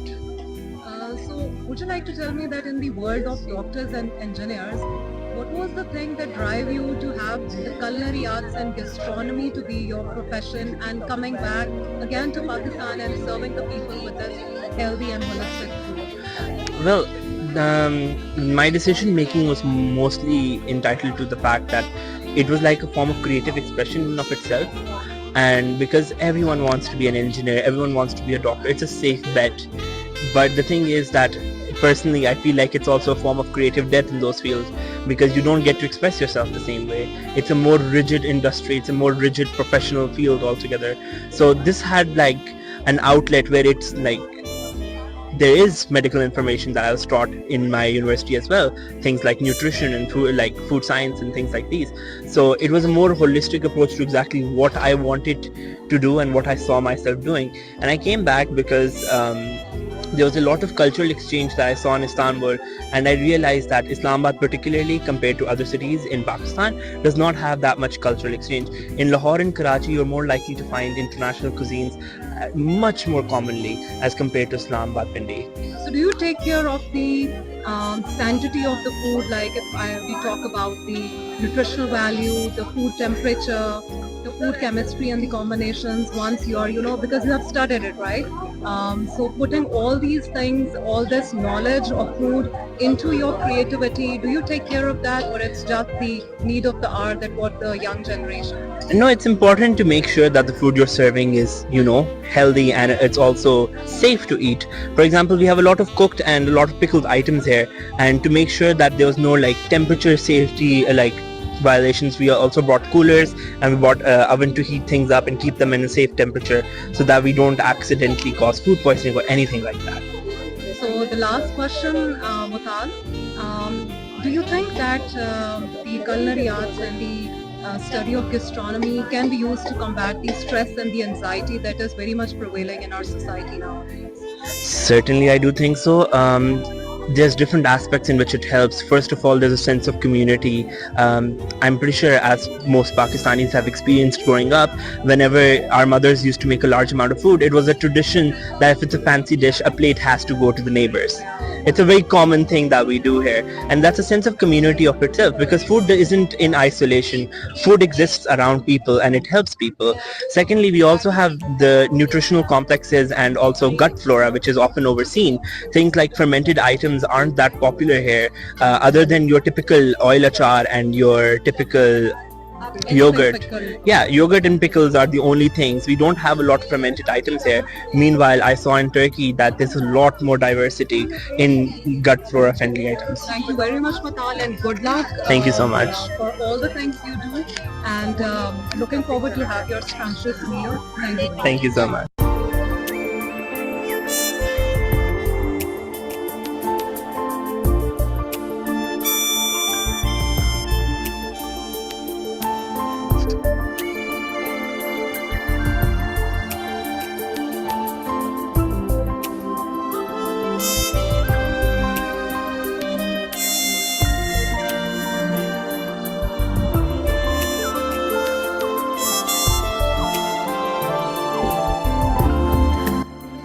Person with us, a very energetic lady with us. So let's just interview her. Assalamu alaikum aunty. वालेकुम अस्सलाम, क्या हाल है बेटा?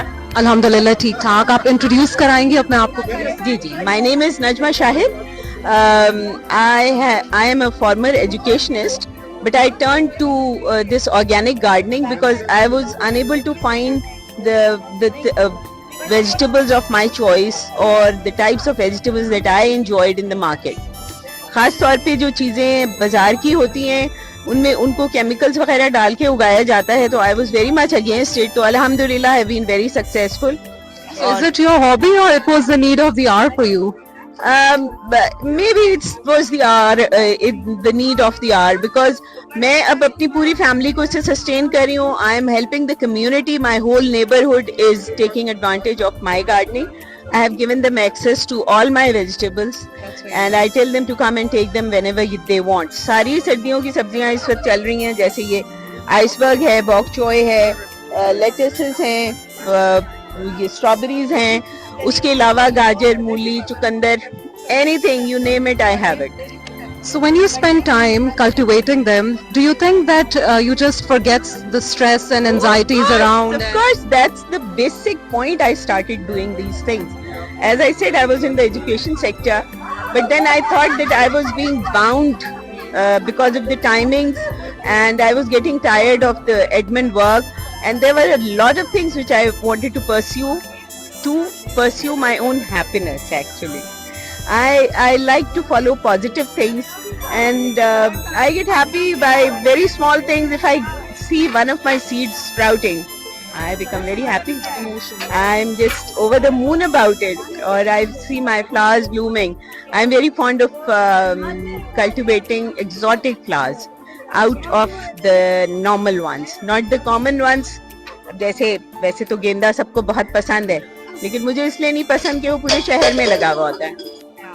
So it's like a thing which you can get easily. लेकिन challenging things in every sphere of life. That's my passion. Thank you very much. Thank you and good luck. Thank you so much for giving me time. Thank you.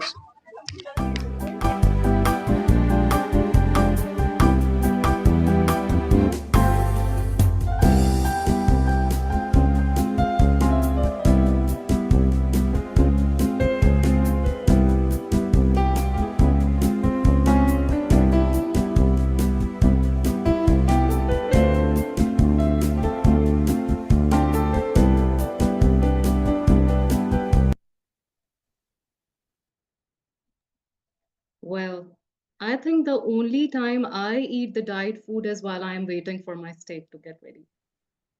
I think that was a great job. I mean, the pickles and olives were very tempting. And speaking of kitchen garden, I think this is an era where all of us, we need to shift towards it. And my mom, she does a lot of things here in the backyard. And I think it's really the need of the day.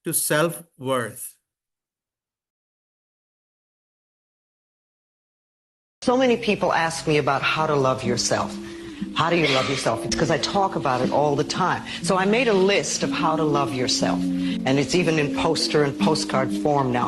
But number one on that list of how to love yourself is to stop all criticism. Just stop it, now and forevermore. And make a vow to yourself that you're going to do your very best from now on to stop criticizing, number one, you, and then other people. It'll be a lot easier to stop criticizing other people when you stop criticizing yourself. Now, number 2 on that list is stop scaring yourself.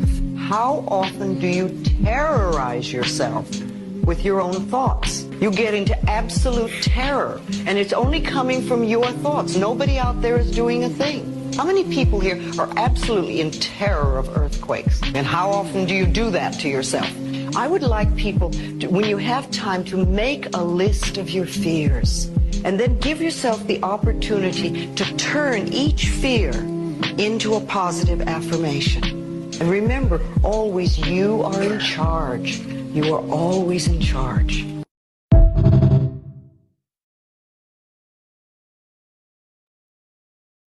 Thank you very much. Our next segment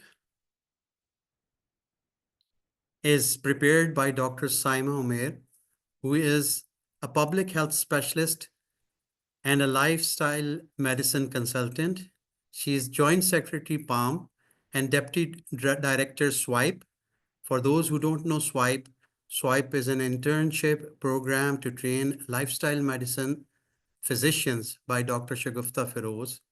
Dr. Saima will take us to Ireland for happiness, longevity, and family. Welcome to a journey through happiness, longevity, and family in Ireland. In the 2024 World Happiness Report, Ireland proudly ranked 17th out of 143 countries, with an impressive average happiness score of 6.84.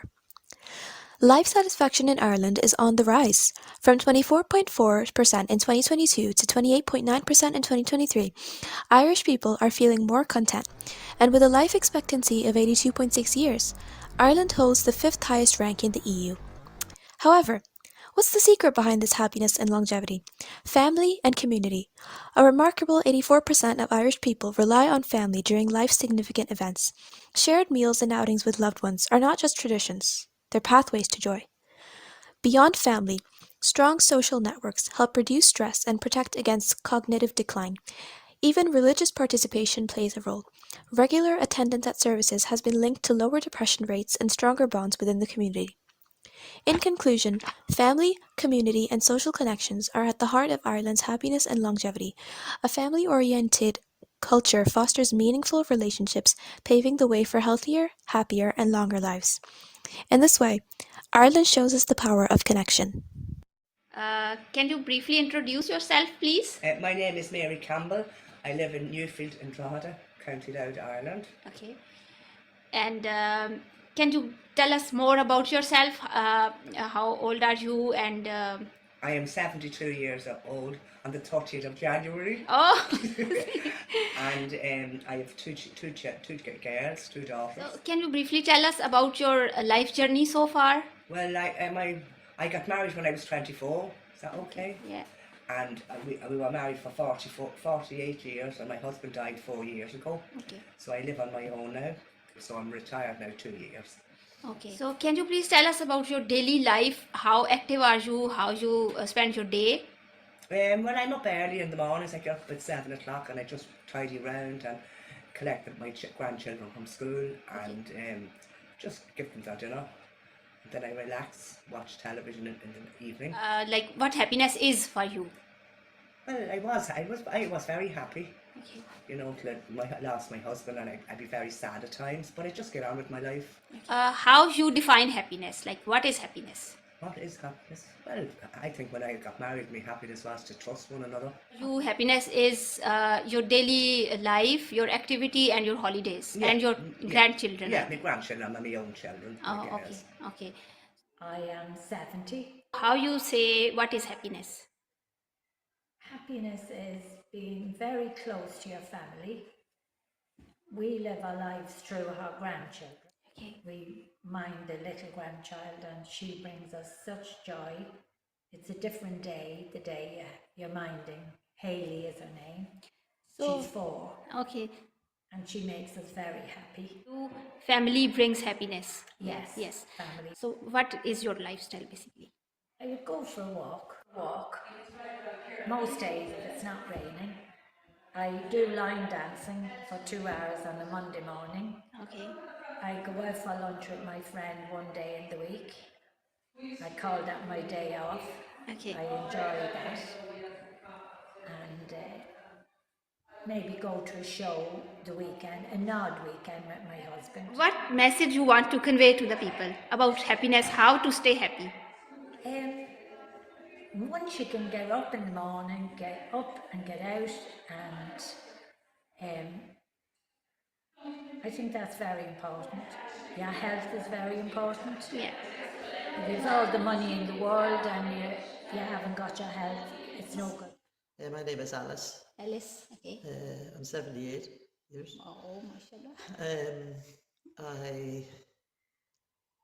I live with my husband, and I have 5 children, all grown up, of course, and I have 5 grandchildren. Okay. Tell me what happiness is for you. Happiness is good health, not in pain. Okay. And that you're able to get out of the house really, Okay. and do some activities. Okay. And when my family are well, that's also happiness.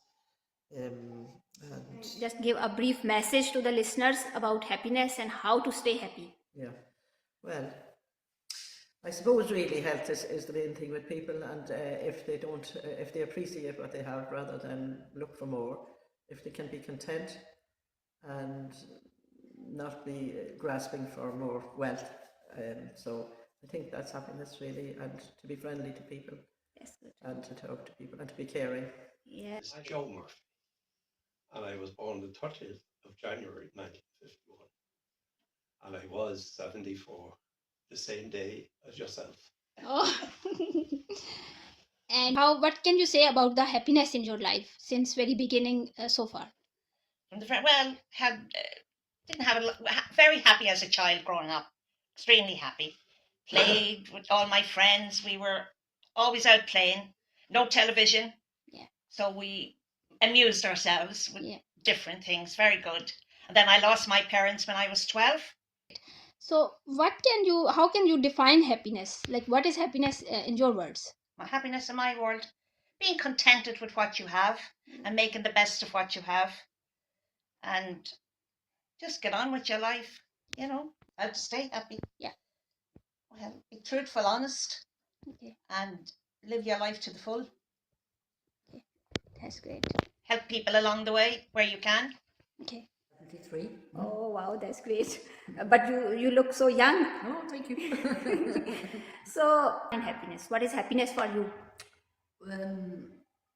I think my family bring me a lot of happiness. Okay. When my family are contented and happy, I'm happy for them.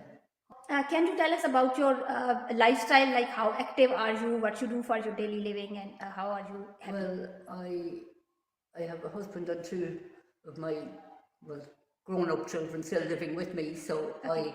I'm kept busy with those, with the house. Okay. The usual laundry, cooking, etc. Okay. So that keeps me busy, and then I have my grandchildren calling every so often, and Okay. love to see them coming in as well. And yeah, so I keep myself busy in that way, but then I go out. My sister, I have a lot of sisters. I have 5 sisters. Okay, great. And we meet once a week and go out for something to eat and a chat. Okay. So it seems like you are quite active inside the house as well as outside. Yes. I do love my home, and I love being in my home, but I do also like to get out to meet other people as well. Can you give a message to the listeners about happiness, how to stay happy? I think simple things of life make me happy. Okay. Like, I don't need big holidays and big things around me. Simple things like just being in the home with my family around me make me happy. Okay. I think some people want too much in life. I just like simple life, and that makes me My name is Margaret Lynch, and I say I'm from Drogheda in Ireland. Okay. And what else you want me to say? I'm from Drogheda in If you Ireland. don't mind me asking, how old are you? What is your age? Oh, my age? Yes. I'm 82. Wow, happiness is? When you have good health. Okay, so you relate the happiness with your health. It's your health. Okay, Yeah. that's great.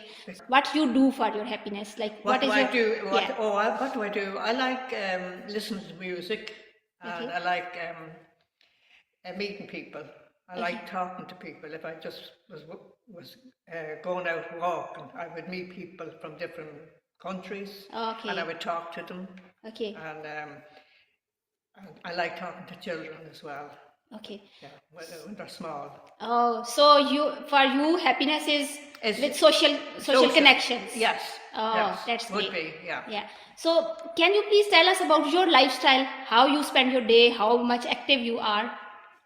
Well, I spend my day with my grandchildren, and I do help them out when they need help, and then sometimes I look after them after school. Myself, I would socialise, meet with my friends. I would go for coffee, maybe. Yeah, I'd meet up in the morning time for coffee and things like that. I wouldn't be socialising now at night time. Okay. So, like you are very active. Oh yes, at this yeah, age. very active. Yeah. That's very good. So, can you please convey any message to the listeners about happiness? How they can be happy? How they can? Well, stay I think even in your question there, I think happiness for different people is different things. Yeah. You know, like I could be happy doing silly things. Like I could be happy like getting on the bus and going to Dublin shopping. Okay. Or I could be happy just sitting in the house looking at something on telly. Okay. You know? Yeah. But other people would look at my lifestyle and say, oh, I wouldn't do that. Oh, you know, yeah. the kind of that wouldn't be my style at all. You know, the kind of Yeah. way. Like for you, happiness But I is keep different very for everyone. busy. You know, I don't just sit around in the house doing nothing. You know, Yeah, the kind of way. yes. I would take off and go to Dublin, maybe shopping, or even at my age, I use my bus pass. Okay. That's great. That's Free great. bus pass, so I Okay. use that. I don't let that go to waste, right? So things like that, you know, the kind of way. So Okay. is that all right for you? Yeah. Thank you very much, Margaret. Thanks Yeah. a lot. It was pleasure meeting you. Okay. Thank you Thank very you. much. Bye.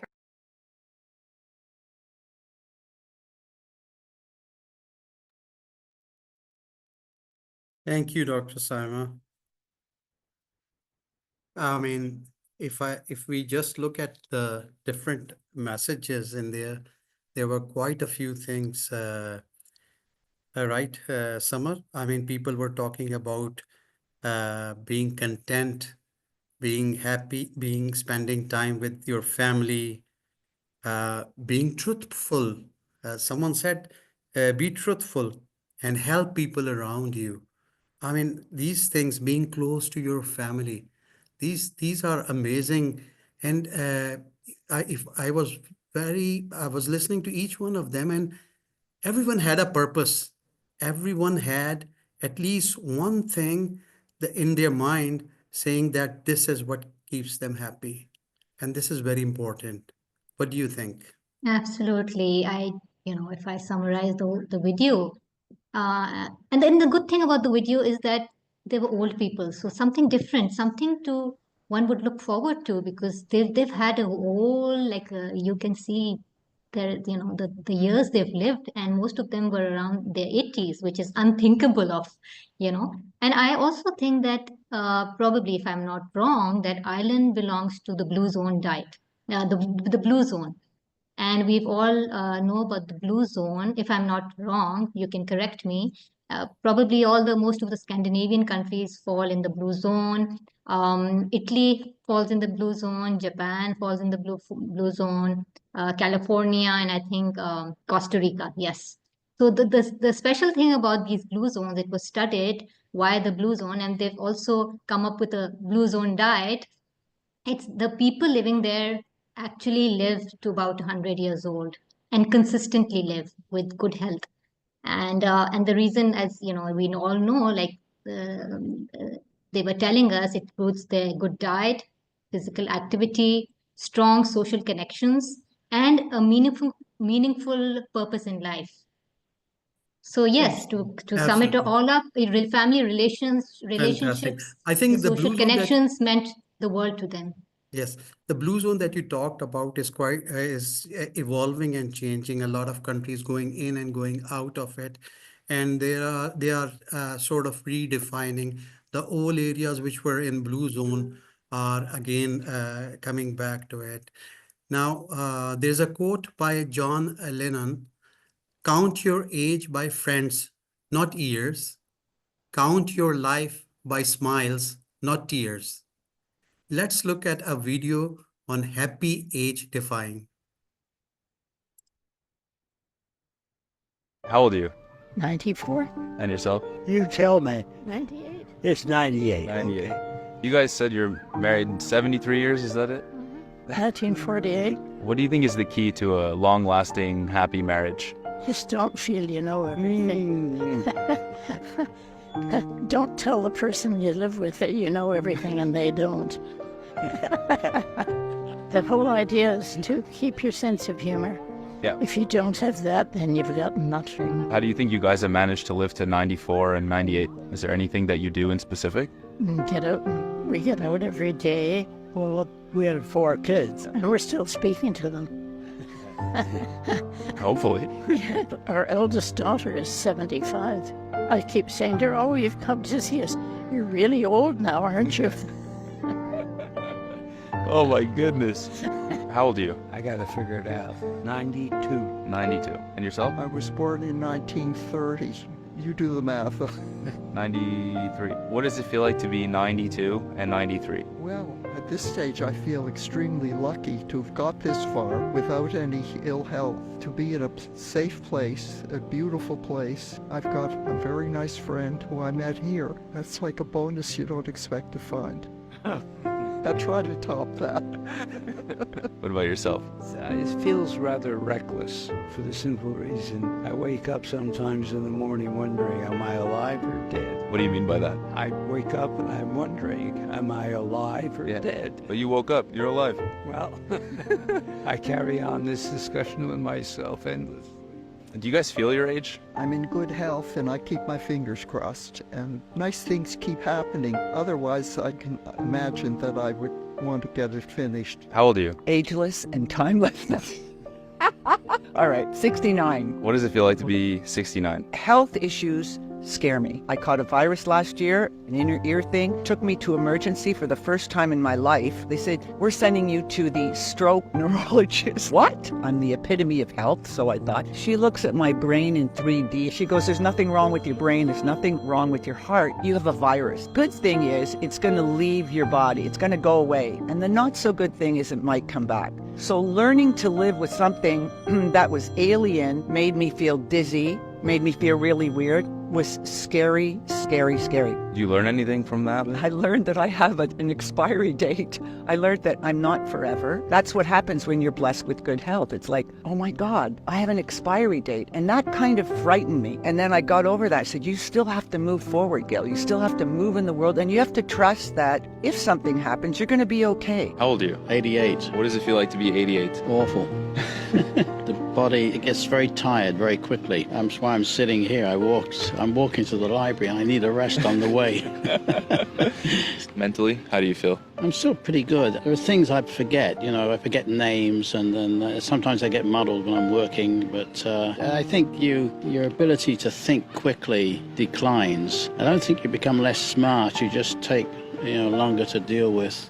What is a big mistake that you've made or a big regret that you have that you learned a valuable lesson from? I was not as good a husband as I could have been. I think I could have been kinder, more accepting of other people's weaknesses, because you have the same ones. I think a hell of a lot of people sort of feel that as they get older. I should have been kinder to that person at work or been more understanding, because you have more time to think. You think more about the past and how you've lived your life, and I think you concern yourself with the people you've hurt or the people you might have spent more time with.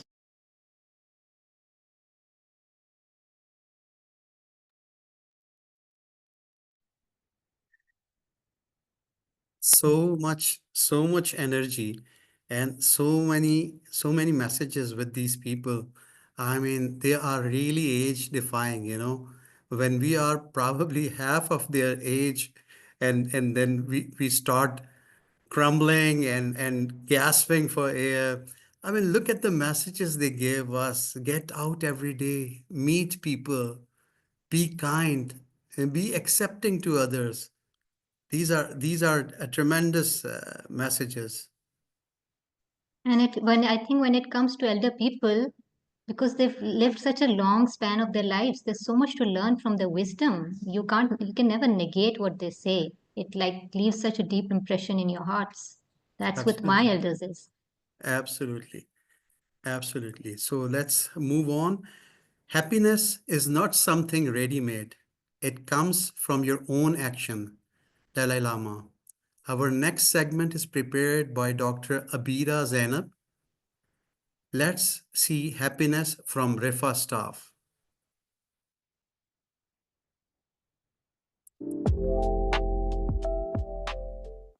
Today we will ask the extra academic staff of our university that what is happiness for them. वालेकुम अस्सलाम। मेरे लिए सबसे बड़ी खुशी ये है कि मैं अपने बच्चों की तालीम की तरफ तवज्जो दूँ, उनको घर से बाहर लेके जाऊँ, घुमाऊँ फिराऊँ, आगे पीछे पार्क में इधर उधर, और इनकी पढ़ाई की तरफ ज़्यादा तवज्जो दूँ। किसी का अच्छा काम कर दें तो उससे खुशी होती है कि नेकी के काम करने चाहिए। खुशी जो सबके लिए होती है मेरे लिए भी वही है, दूसरों की खुशी में भी खुशी होती है, छोटी छोटी बातों में भी खुशी मिल जाती है काम करने में। बड़ा जब हम बच्चों को पढ़ाते हैं, उनको प्रैक्टिकल कराते हैं, वो बच्चे जब खुश हो जाते हैं, डॉक्टर खुश हो जाते हैं, हमें भी खुशी होती है कि हमने अच्छा पढ़ाया, हमने काम बड़ा अच्छा किया है, इसलिए हमारे को डॉक्टर स्टूडेंट वगैरह खुश हो रहे हैं हमारे। तो मेरे लिए खुशी ये है कि जब भी कोई हार्ड वर्क कर रहा हूँ किसी गोल को अचीव करने के लिए, तो जब मैं कर चुका होता हूँ उसको कंप्लीट कर लूँ, वो जो मुझे कंप्लीट करने में जो खुशी मिलती है वो मेरे लिए बड़ी सक्सेस है और खुशी है कि मैं उसको अचीव कर लेता हूँ। दूसरा यह है कि मैं खुशी तो फील करता हूँ जब मैं रिलैक्स हूँ, मैं चिल माहौल में हूँ, किसी काम को कर लूँ, उसके बाद सुकून महसूस करूँ, आज़ाद कहीं इंडिपेंडेंट सेपरेट, उसको मैं मतलब इंजॉय करता हूँ, खुशी महसूस होती है। खुशी मेरे लिए यही है कि जी मैं सोचता हूँ कि मेरी अगर बच्चियाँ अच्छे तरीके से पढ़ के अपने लिए कुछ कर दें तो ये मेरे लिए सबसे बड़ी खुशी है।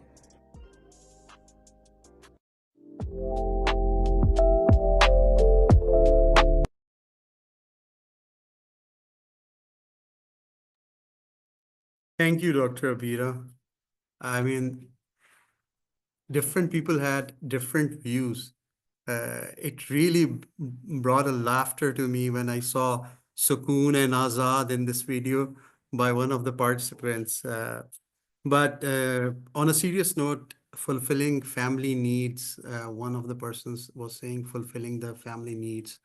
That is very important, and that's what bring that person happiness, and it should. One person said that I feel happy when I see other people happy. That was also very, very, how would I say, very valuable to me when he said that. When you see other people happy, you feel happy. And achieving one goals bring happiness also to them. So the saying which goes that what you radiate, what you emit, they're all energies if you come to see it. It's that they bounce back to the universe and the other people feel that around you, actually feel that. So having positivity, smiling, being happy, regardless of your circumstance, regardless of whatever situation, it should not be a bahana, it should not be an excuse. Absolutely. So it will come back to you. Everything comes back to you. This is the law. Yawning is not only contagious, happiness is contagious too, no? Very true. Very true. Very true. And it impacts the people around you. So, music is a reflection of cultural identity. It tells the story of people, their struggle, their joys, and their history. Our next presenter is 𝗂𝗏𝗂𝗍𝗏. He's a Pakistani research, training, planning, management, M&E consultant, and author of Human Resource and Organizational Development. He's the founder, director of the Institute of Social Sciences, a research, HR and Organizational Development organization established in 1978.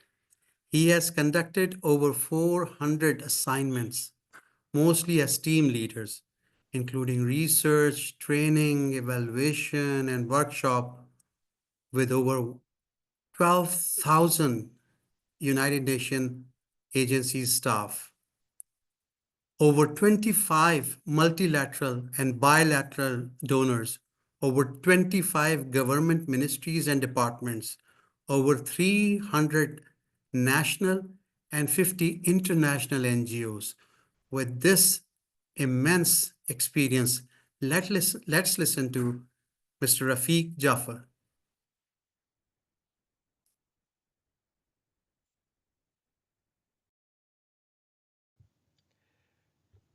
My name is 𝗂𝗍𝗍𝗶, and the topic of my presentation is Sociocultural, Cognitive and Health Impacts of Music.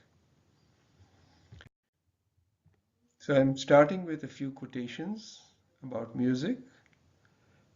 I'll quote from Rumi: "When I am silent, I fall into that place where everything is music." We rarely hear the inward music, but we are all dancing to it nevertheless. So what is music? It's organized sounds in time based on the elements of rhythm, harmony, and melody. So you can use it to express your feelings, your culture, your language, your patriotism. Music also tells a story. It also helps in social objectives like teamwork, coordination, and in the area of education, it can improve imagination, language, self-confidence, even things like mathematics. Now, the history of music is very, very old. In fact, the first flute, the most ancient flute that was discovered, has been dated to be at least 40,000 years old. So if you look at some of the key philosophers who have been involved with music, like Aristotle, Hippocrates, Plato, so most of them were Greek, but also if you look at the Islamic period during the Renaissance, so people like Al-Razi, Ibn Sina, and Al-Farabi did a lot of work on music, including using music as a form of therapy. Now, as I mentioned earlier, music has been around in the world since times immemorial, and as you can see from this slide, that it has been found all over the world in almost all continents. So how does music work? First, it is a core function in our brain and it precedes language. Our body is entrained to rhythm, so our motor systems match to rhythmic beat. And music uses shared neural circuits as speech. And we also have physiological responses to music. So let me talk about the diverse impacts of music. So we look at the social and cultural impacts on cognition and learning, and the physical and mental health impacts. So let's start with the social and cultural impacts. Now, music is a universal language. It transcends barriers. Also, it is a medium for cultural exchange and understanding. It promotes social interaction and identity. It has been a key driver of social movements and political expression. It also reflects and shapes societal values. It's also a form of self-expression and creativity.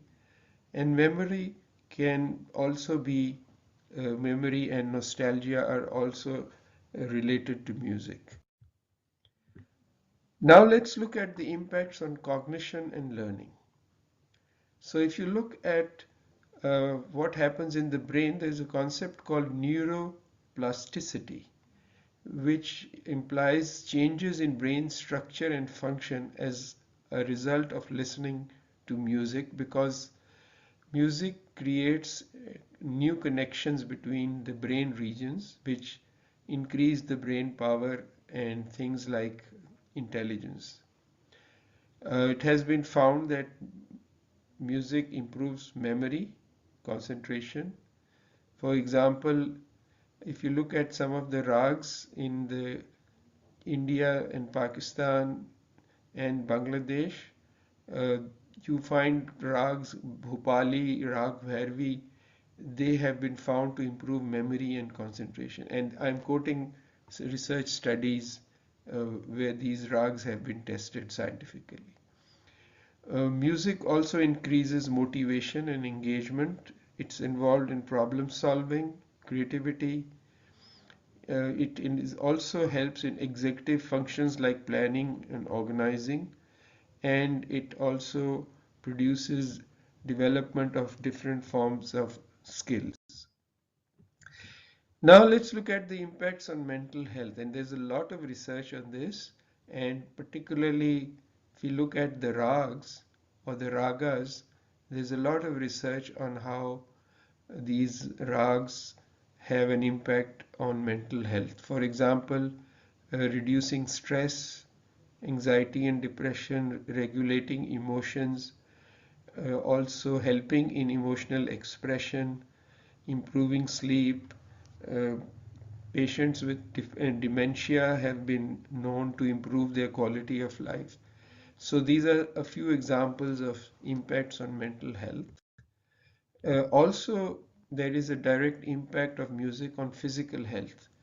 For example, pain management, improving your immune system, improving your cardiovascular health, improving motor skills, increasing muscle endurance, enhancing athletic performance. These are all examples of impacts of music on physical health, and all of these examples are backed up by scientific research studies.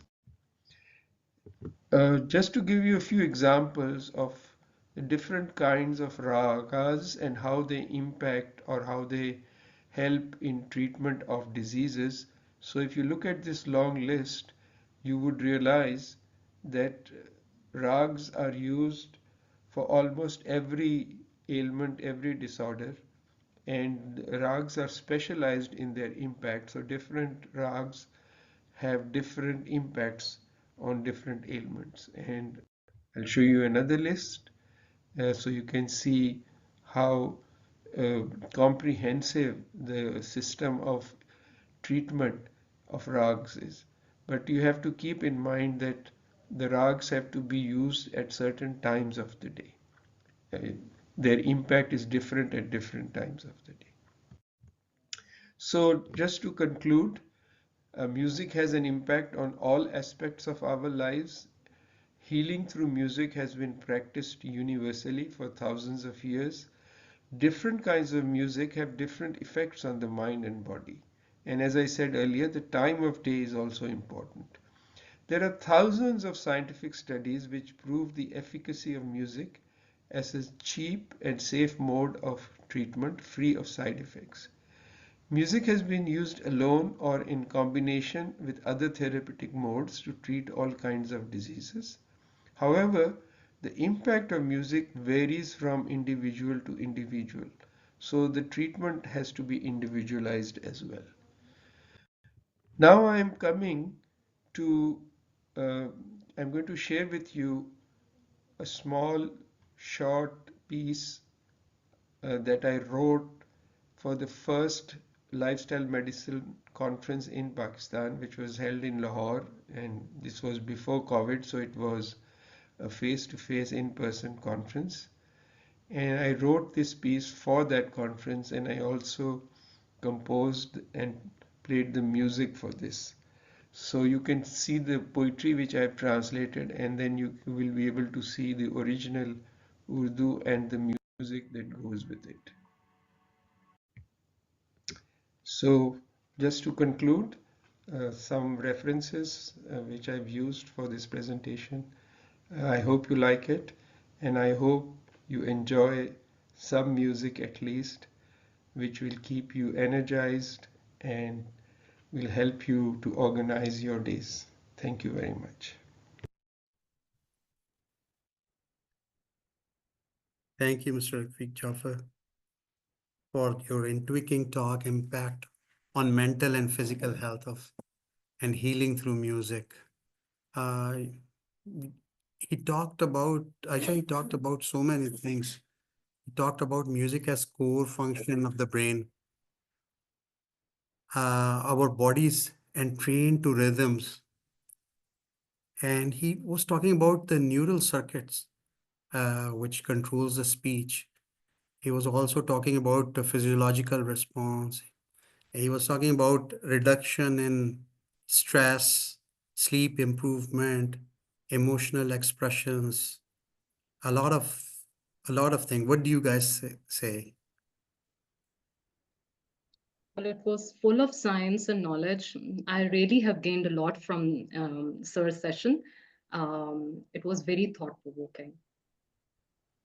Indeed, so have I. He's done commendable work. And a brief introduction of, I know him personally as well. He's an amazing teacher.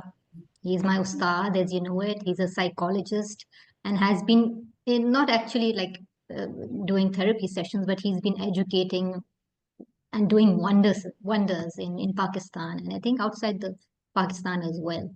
Commendable work, and he's also a great musician himself. That's how, it's all, you can see it from his documentary, from his video. He plays the guitar, he plays the piano. He's actually a jack of all trades. A wonderful person to know. Absolutely. Long ago, I went to South Africa, and there we were taught to synchronize and beating the drums. And it was a fascinating exercise. When I joined Happiness Summit a few years back, and I was listening to him, I realized there's so much science behind it. And every time I listen to him, I get to learn more and try to connect the puzzle in the context that how it is helping and how soothing it is to different part of the bodies, and the scientific connection kicks in.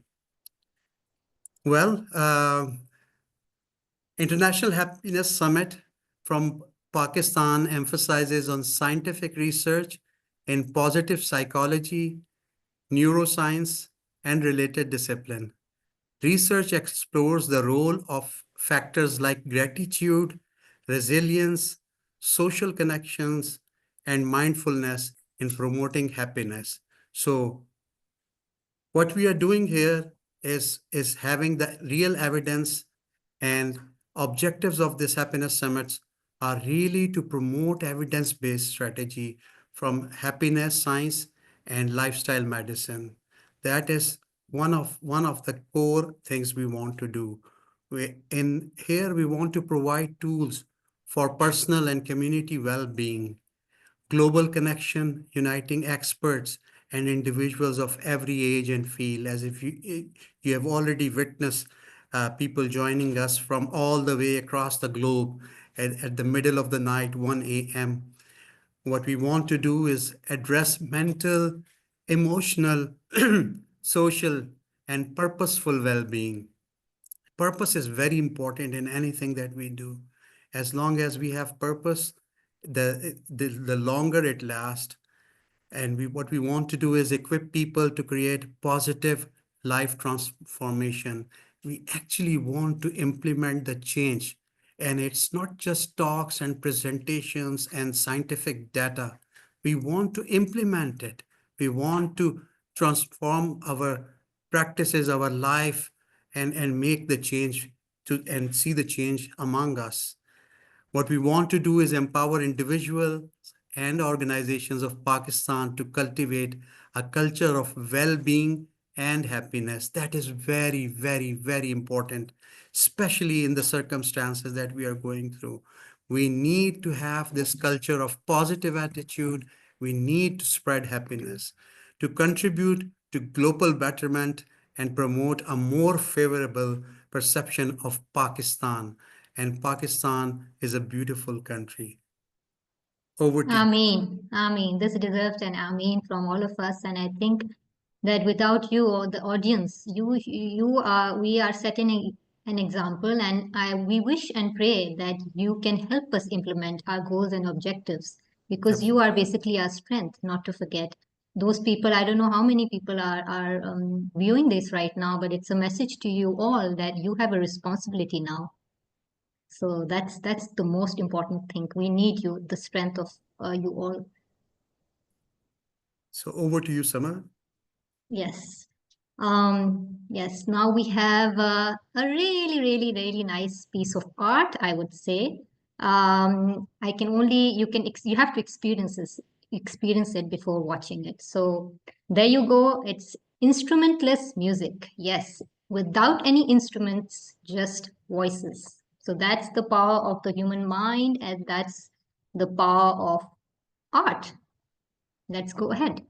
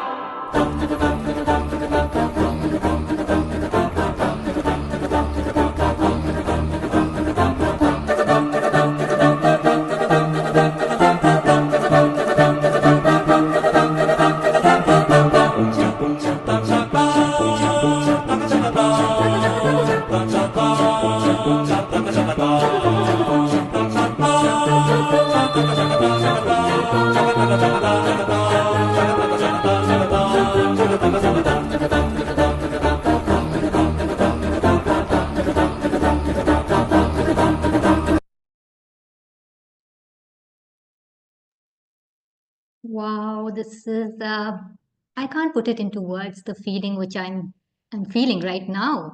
How about you, Dr. Zia, and how about you, Dr. For Aisha? me, it took a while to realize that there were no instruments. I mean, initially I Exactly. thought they are playing something, and I think it is called a cappella or something like a cappella, I think it is called, that they make sound by themselves instead of using. Whatever it's called, it's a great synchronization It of is voices. amazing. You know, It I is could amazing. Yeah. at And one there are many groups time I in thought, no, there's a Pakistan. violin at the background. The other time I thought, no, there's a piano, but there were a series of mixed voices from like all around. So I think Yeah. it's miraculous. It's absolutely beautiful, and just the thought of it. True I that. think it's Japanese. They think they're Japanese. It's coming from one of those nations, definitely. I would really like to hear what the audience thought about what the feel was, the general feeling of this was They absolutely must have amazing. enjoyed it. They must have enjoyed it. Yes, I'm sure. So I think we have a guest speaker live right now, Maria B. If she's around, please can you come on screen, Maria? Oh, lovely, lovely. Maria, are you there? I thought I saw you. Yes, you're there. We can't hear you. If you can unmute. Oh, sorry. Yes. Sorry. I'm not used to this. Yes. Now can you hear me? Yes, I can. Very well. This saying of yours, not used to it. You've been on cameras all your life, like, you know. But it's usually, that's just it. 𝗪𝗵𝗫, you have your own screen and you have your own social media. So this Personal Zoom thing, equipment, I'm yes. not that used to. You guys Yes. are more used to that. But thank you for having me here. No, it's a wonderful. It's a pleasure having you. As such a, most of us probably don't need any introduction of Maria, but let me introduce you. मैं अपने notes निकालती हूँ because I need to do justice on the work which she's doing. Commendable work. It's not just Maria B. It's not her brand. It's not her clothes. Yes, of course, that's how she began her life. She did her graduation from the Pakistan Institute of Fashion Design in 1999, and she became a fashion designer then. She's now, mashallah, her brand is now so well established. I think it's probably well known even outside Pakistan. So she's a renowned renowned Pakistani fashion designer and entrepreneur, known for her clothing and accessory brand. But apart from that, let me do justice and take out my notes, because that I need to, I think, formally tell you, Maria B is not only one of the biggest fashion retailers in Pakistan, but more importantly, her work centers on values of human development and women empowerment. Through her social responsibility initiatives of Maria B Cares, this term Maria B Cares initially began a few years ago. It's a wonderful, commendable effort on her part, and we will now, once I take her interview, we'll learn, and we will see where this thing actually began, when this thought actually began. So Maria B Cares, she has been behind a massive tree plantation. This is part of Maria B. Educating young individuals, part of Maria B Cares. Building skills of children from marginalized backgrounds. Yes, something we just learned, the mission of TCF as well. Educating children from underprivileged backgrounds, supporting small businesses, soup kitchens, and Quran spiritual enrichment to our youth and to everybody in the nation, and so much more. Maria has also been at the forefront of a major campaign to support Palestine. Yes, the main issue going on. She's done commendable effort, mashallah, mashallah. God bless her for that. God bless her team and everybody who's supporting her in this dire cause. Her biggest strength is a reliance on the divine and creating beauty by focusing on positivity. Thank you, Maria. I think you will speak. And tell us more about what you're doing. Samir, what a wonderful intro you gave. I was wondering, maybe it's somebody sitting next to me, but thank you so much for that lovely intro. I don't know where to start, except that the one thing that joins my entire being, or everything that I do together, is my love of the divine, is my love with Allah Ta'ala, which started when I was a little child, where I made him my best friend. I shared my happiness with him. I shared my joy, my trials, my pain, my loneliness, everything that I did. I would have this one relationship that was constant, and it was Allah. I started on this journey of Maria B, which is my brand, around 26 years ago now. And I knew that I wanted to incorporate this love of Allah and this connection in everything that I do, in everything, whether, in fact, in everything in life, whether it's being a mother, whether it's being a leader of this organization, which started with when it was this small, which has now become one of the biggest in Pakistan. But as soon as I reached my goals as a company, and थोड़ी सी मैं company की बात कर देती हूँ, there are two aspects. And I feel, since it's a happiness summit, there's this phenomena at Maria B that, you know, when people join the managers or the different areas, we have thousands of people now working for us.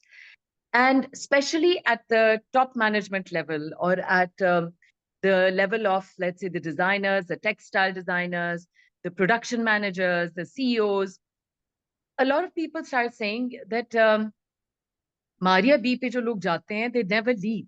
I mean, this is a company, this is actually an industry jahan par turnover bahut hota hai.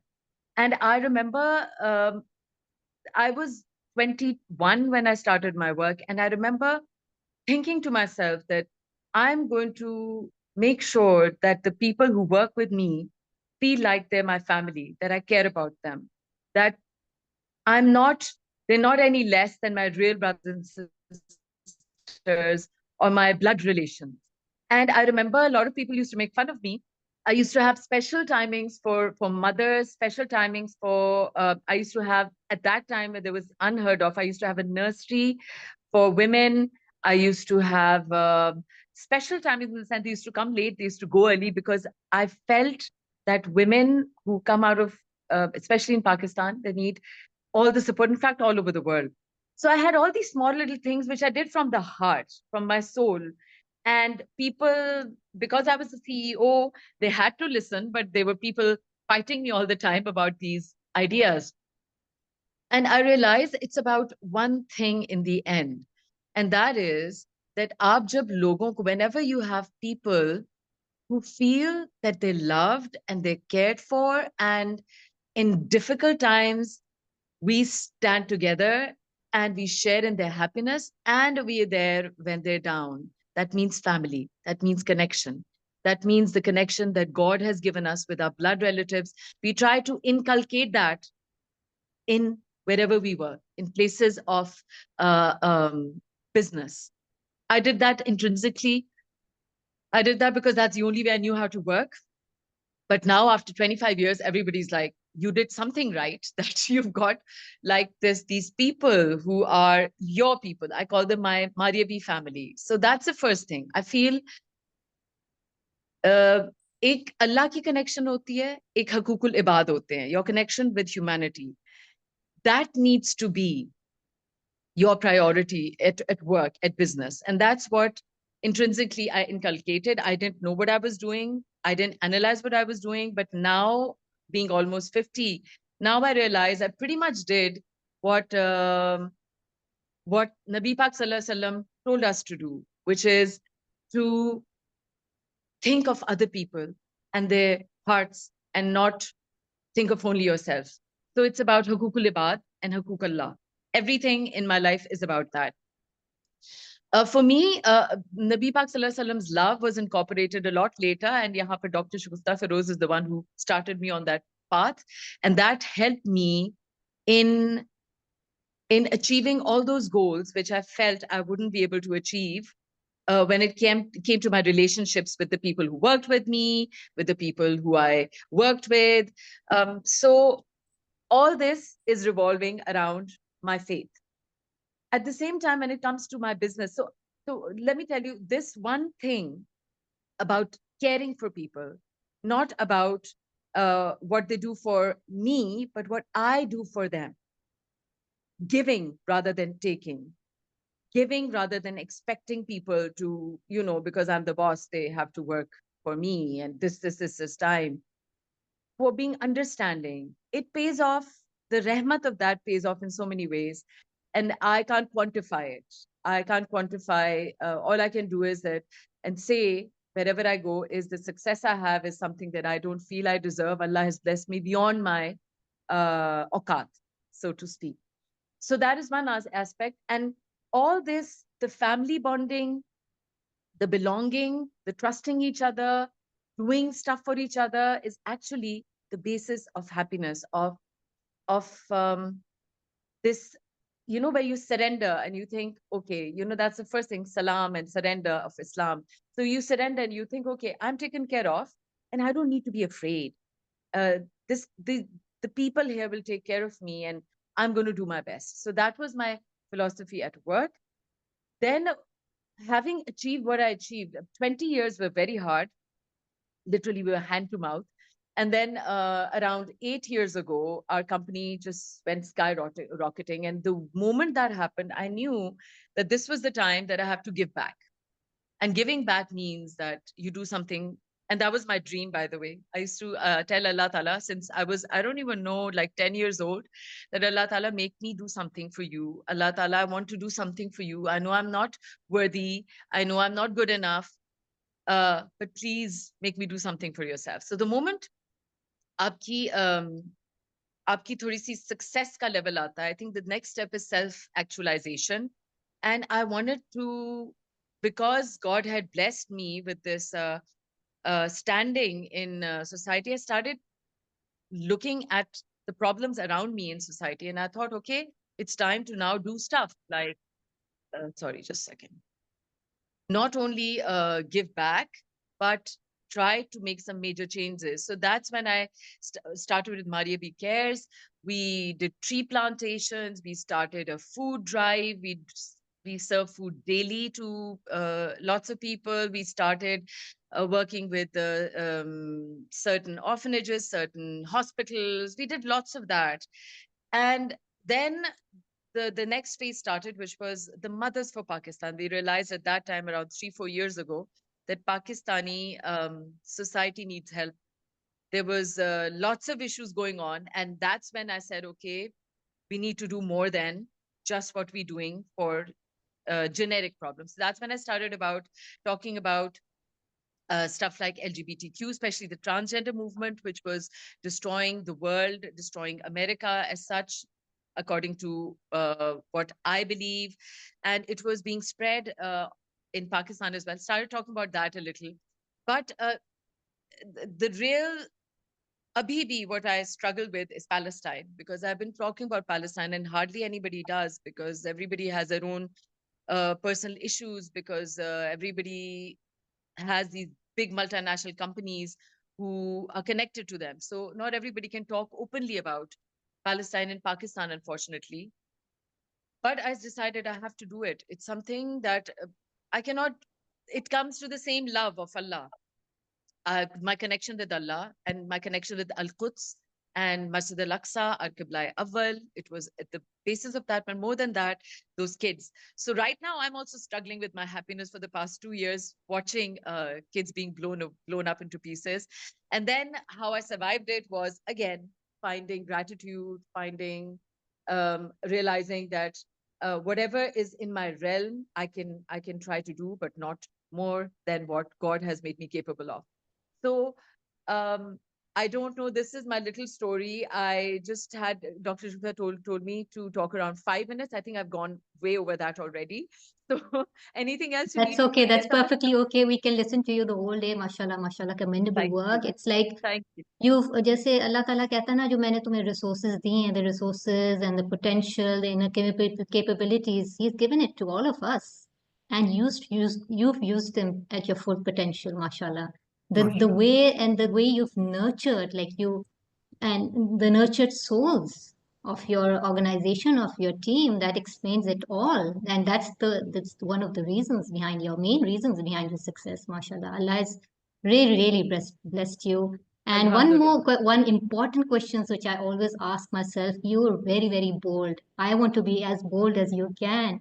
I'm sure with all these conflicting and these controversial topics, even in Pakistan, there's a lot of adversity, there's a lot of backlash, there's lots of backstabbing. How did you survive that all? I really want to learn from you, Maria, and I want to be bold. I think I'm too timid. You have to tell us the formula. I swear a lot of people ask me that, Samar, because it's difficult, you see. And this is something that's mentioned in the Quran so many times. This happened to we are this small. We are just like a sand under the feet of the prophets. But I remember when I started talking about really difficult topics, because I, being in fashion, when I took on the transgender movement and how unscientific and un-Islamic and inhumane it was, cutting off kids' bodies to tell them that what they have a crisis is that they're born in the wrong body. So when I took that on, the whole of the liberals and the fashion industry turned against me. And I remember saying to Allah Ta'ala's trained me all my life, by the way. When Allah Ta'ala needs you to do some work, He trains you in life for it. So I've always been there's this kira in me saying that I'll live life the way Allah wants me to live life. If Allah is happy with me, I have never cared about the world.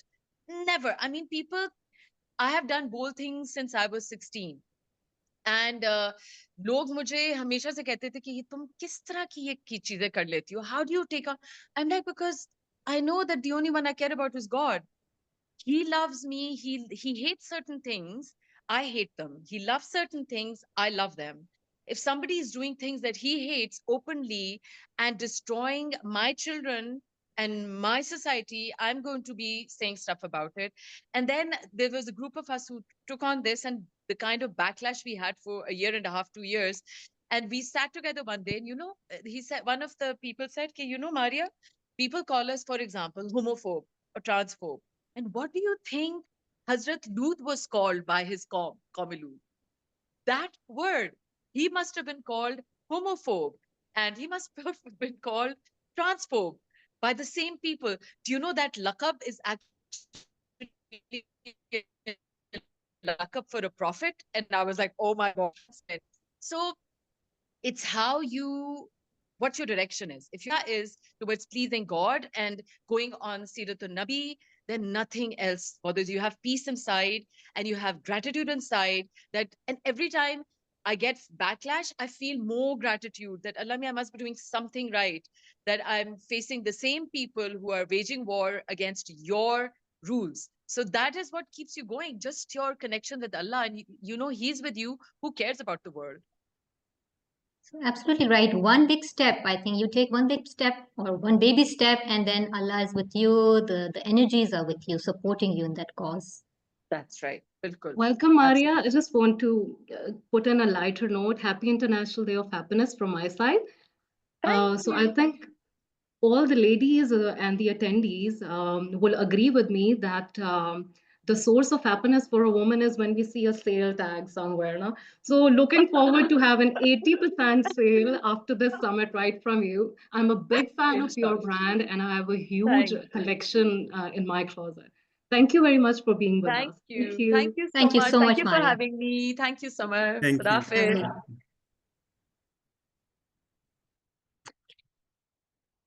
So like I said, I didn't want Maria to go personally, but we have to move forward. And we have a really nice, wonderful, actually, I've seen this video before and it really touched my heart. This lady, Saima is her name, Saima Salim.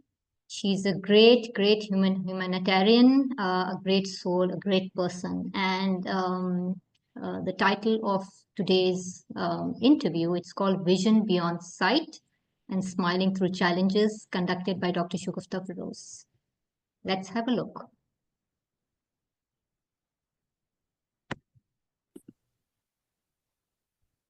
Bismillahirrahmanirrahim. Assalamu alaikum. Saima, kaisi hain aap? How are you? I'm good. How are you, Dr. 𝗂𝗲𝗏𝗏? I'm good. So welcome to the 5th International Happiness Summit. And I think this is my honor that you have given time from your important schedule. So Saima, we would like to know about you first. So I would like you to introduce yourself. We have your bio, but I would like you to introduce yourself. Thank you. Let me at the outset thank you to the organizer for inviting me to this happiness summit. Something that is very dear to my heart in the sense that life is all about happiness to begin with. As far as my brief introduction is concerned, I am a career diplomat by profession. I became a first blind civil servant of Pakistan way back in 2009 by passing the CSS examination and topping all over the country. And currently, I'm serving Pakistan in the capacity of counselor at the Permanent Mission of Pakistan to the United Nations in New York. And I work on several multilateral issues dealing with human rights and humanitarian issues. MashaAllah. Wow, what an accomplished personality you are, MashaAllah, Saima. So as this happiness summit is about happiness, so I just would like to ask you that, what do you say, whatever you have achieved, the journey towards your ambition or goals, was it very comfortable, or you have to go through some kind of unhappiness while achieving your targets? While achieving my targets, I guess in our lives, I haven't found any individual or any human being whose life journey has been comfortable, firstly. However, it is about your attitude, how you take life. Do you consider life a challenge? Do you consider life an opportunity? Do you consider life a moment to celebrate? and to be the best that you can be. So for me, life's journey was all about to be the best that I could possibly be. I lost my sight in my teenage. I have a genetic disease, retinitis pigmentosa. So experiencing loss of sight taught me a lot about life, that human beings have immense potential to adapt to whatever circumstances that you're placed in and find small moments of happiness around yourself, around who you are and how you want to be perceived by the world and present yourself to the world. A small quote by Helen Keller that always keeps reminding me about happiness: when one door of happiness closes, another opens. But we look so long at the one that has been closed for us that we forget to see the one that has been opened. So Yeah, we basically are, it is all about focus in life. Do you want to focus on the sunshine that is in front of you, or you want to focus on the shadows that are behind you? So this is the attitude of life that we have. It is all about how you want to take life and how you want to move on. Thank you. Such In my view, yes. Explanation or description you have in your mind. You have so much clarity about your life and whatever you wanted to achieve in your life. But my question is that since you got this retinitis pigmentosa in your teenage, so do you think that trauma in your life it molds your approach towards life, or you were always a very ambitious girl and you wanted to be wanted to work on things which were purpose oriented since your young age? I think it's about one's attitude. Even as a small child, I was always a happy-go-lucky kind of a child who would climb on trees, jump over the walls, and do whatnot. So I had a low vision since my childhood, but I completely lost my sight in teenage. So it was a gradual process I was going through. So in my dream, even as a child, I would dream of maybe flying in the sky. So those kind of dreams that I think one is born with, or as an optimist. So I always look at the positive side of things. So that is perhaps God gifted as well. And you tend to also develop this attitude when you see that there is a challenge, and you learn to navigate around those challenges, around those small pockets of traumas that we experience in the form of certain experiences, certain behaviors, and you learn to adapt to them. You do feel sometimes little disappointed and sometimes a little down as well as a human being, because we all have our own moments of hurrah and moments of when you feel little low. But at the same time, if something inside you keeps telling you and keeps giving you the strength to struggle more and to be an optimist, then entire outlook towards life changes itself, and it gives a new meaning to life. And when you are placed in an adverse situation where you're losing something in life, you learn the value of whatever else you have. And thereon, when you develop the attitude of gratitude on thanking God or whatever belief system you belong to for the things that you have in life, something that you can cherish. No one else can better appreciate the power of hearing, perhaps, than a blind person, because you tend to understand voices are and the sounds are so significant for you. So that's how you learn to become more grateful. And once you develop that gratitude, happiness becomes a parcel of your very existence. Wow. So as you said that this is basically the biological nature of us, that if we are compromised on any of our senses, the rest of the senses they get sharpened.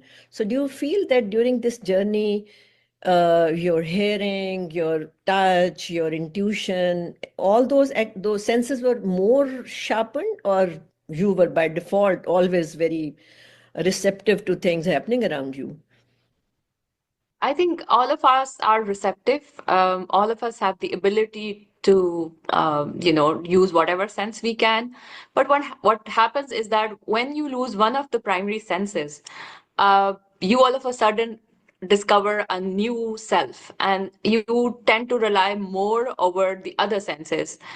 Because, for example, uh, as you can see, you'll be distracted by every visual image that would come across in front of you physically or in your mind, like in the form of imagination and visualization, which is also with me. But since I'm missing the physical stimulus to see the things around me, so my other senses tend to develop their focus on feeling the surroundings, on hearing the surroundings, on sensing things. So it is, I think, by default that once you start using more of the other senses, they tend to become not sharpened, rather uh, tend to establish their real meaning for you in life. Very good. So I think you are already receiving good vibes from this program and our purpose of organizing this summit. So I can understand that you must be having intuitive guidance also, which is definitely there. As you said that as a child or as a teenager, you believed in dreams, which is so important.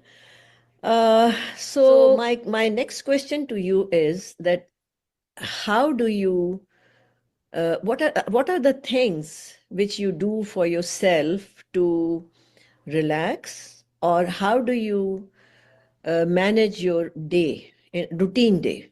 This is my question which I wanted to ask from you. Well, these are little secrets, but let me share with you.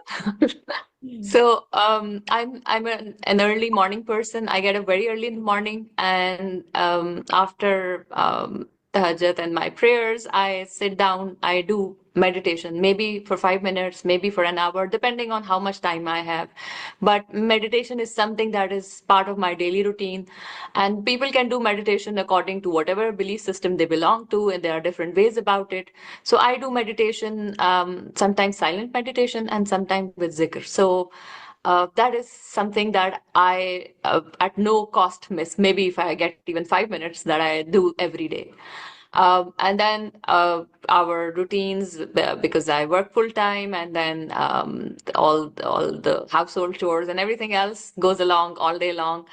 One other thing that I do every day at night before sleeping is that I express my gratitude for the blessings, for the beautiful moments, for anything positive that has happened during the day in my life. And when you sleep with contentment, you wake up as a happy person. Yeah. These are really the secrets of happiness.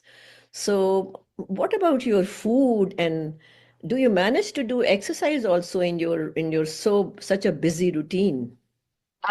Well, I must say that I'm not very regular with the exercise, but I've had training of yoga. I do Pilates. I do workouts in the gym.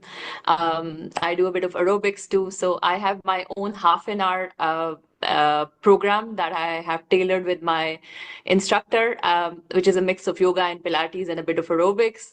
So I do try, although sometimes I do miss it because of the commitments and work routine, but at least 3-4 times a week I do it.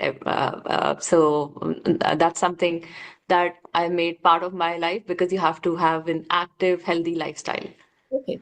So another question which is coming to my mind, that are you able to give time to your hobbies, or what were your hobbies when you were a teenager? Because I feel you said that you were into jumping and climbing and these kinds of boyish activities you love to do. So I think so you are an adventurous kind of being. Yeah, I'm full of adventure. I still venture out, go around, enjoy life. That's part of me. But in terms of hobbies, I love reading books. I have had training in a bit of numerology, astrology, so I do that for fun sometimes. So And other than that, I like to do writing. So I have written a book. I write articles. I like to write poetry, short stories. So this is my world and me. Whenever I want to escape, sometimes from reality, sometimes we are elated over something. So I do write poetry, like it.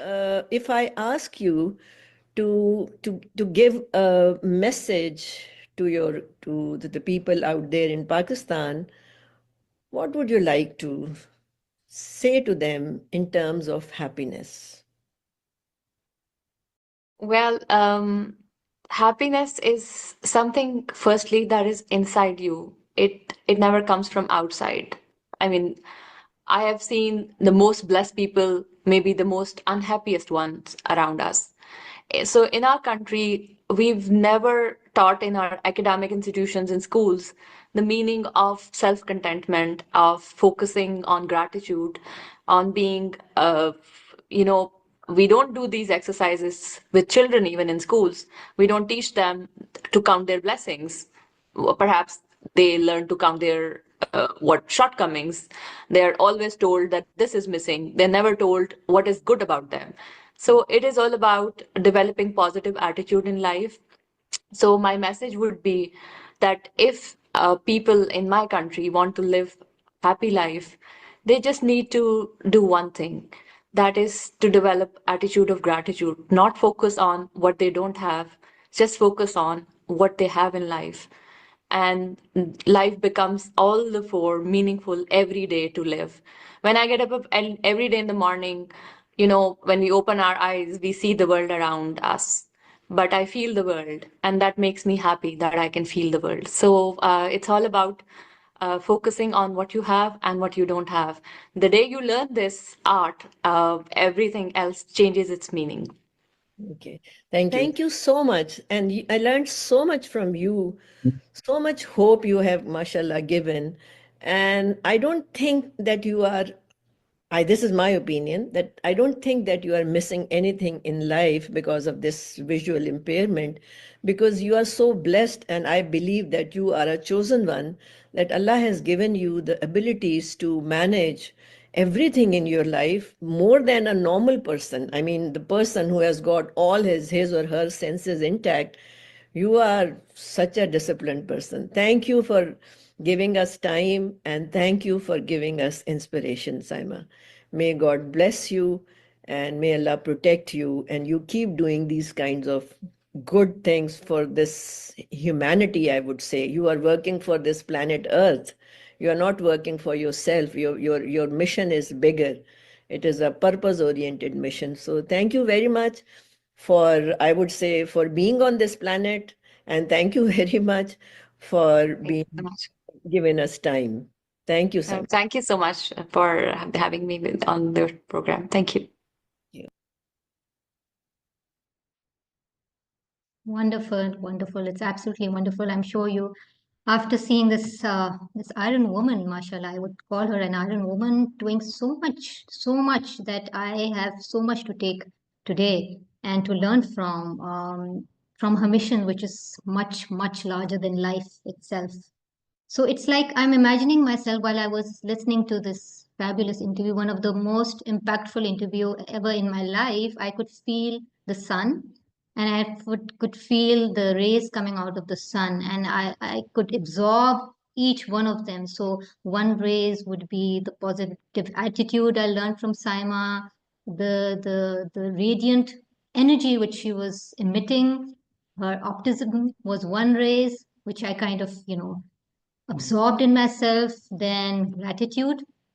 Gratitude, I think, was the main key behind her strength and behind her success. And then the other one was resilience.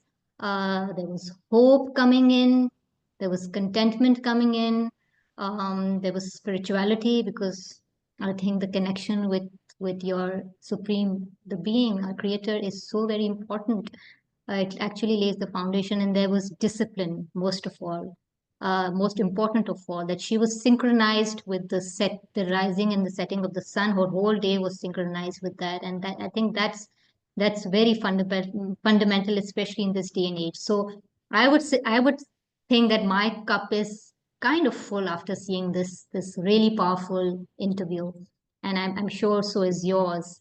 So next, we would have this little short video on the ultimate happiness of cousins and how they are in this dire time of trauma, of grief, and all these adversities, how they are living their lives in Palestine. So have a watch. Let me tell you about my people. You might think this is a story of loss, but the truth is the opposite and so much more beautiful than you can imagine. We know of how many of us were lost because we know the names and families of each one of our neighbors.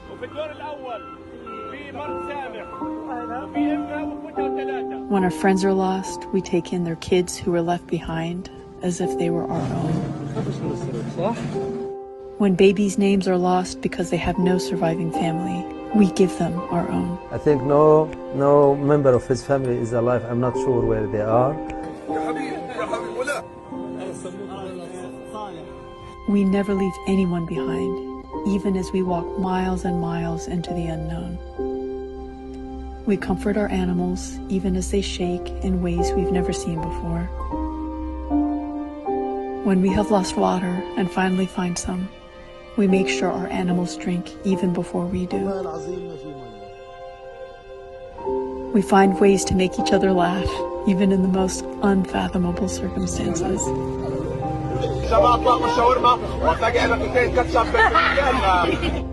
We cheer each other when we make it out alive. We cook for each other, even when we have nothing left for ourselves to eat. And we feed each other bites, not knowing if we'll ever eat again. We try to make our kids forget that they've lost birthday cakes. We sing prayers amongst the rubble to comfort anyone who needs it.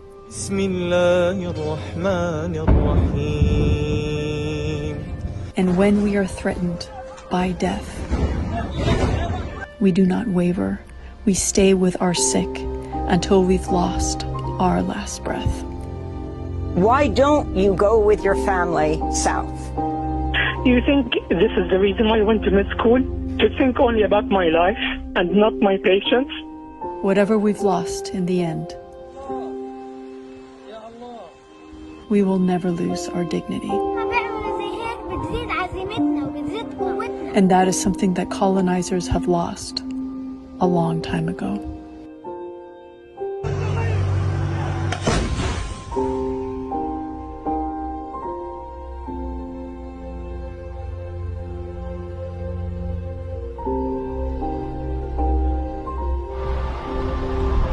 ليش بدك تطير؟ عشان اشوف كل الناس.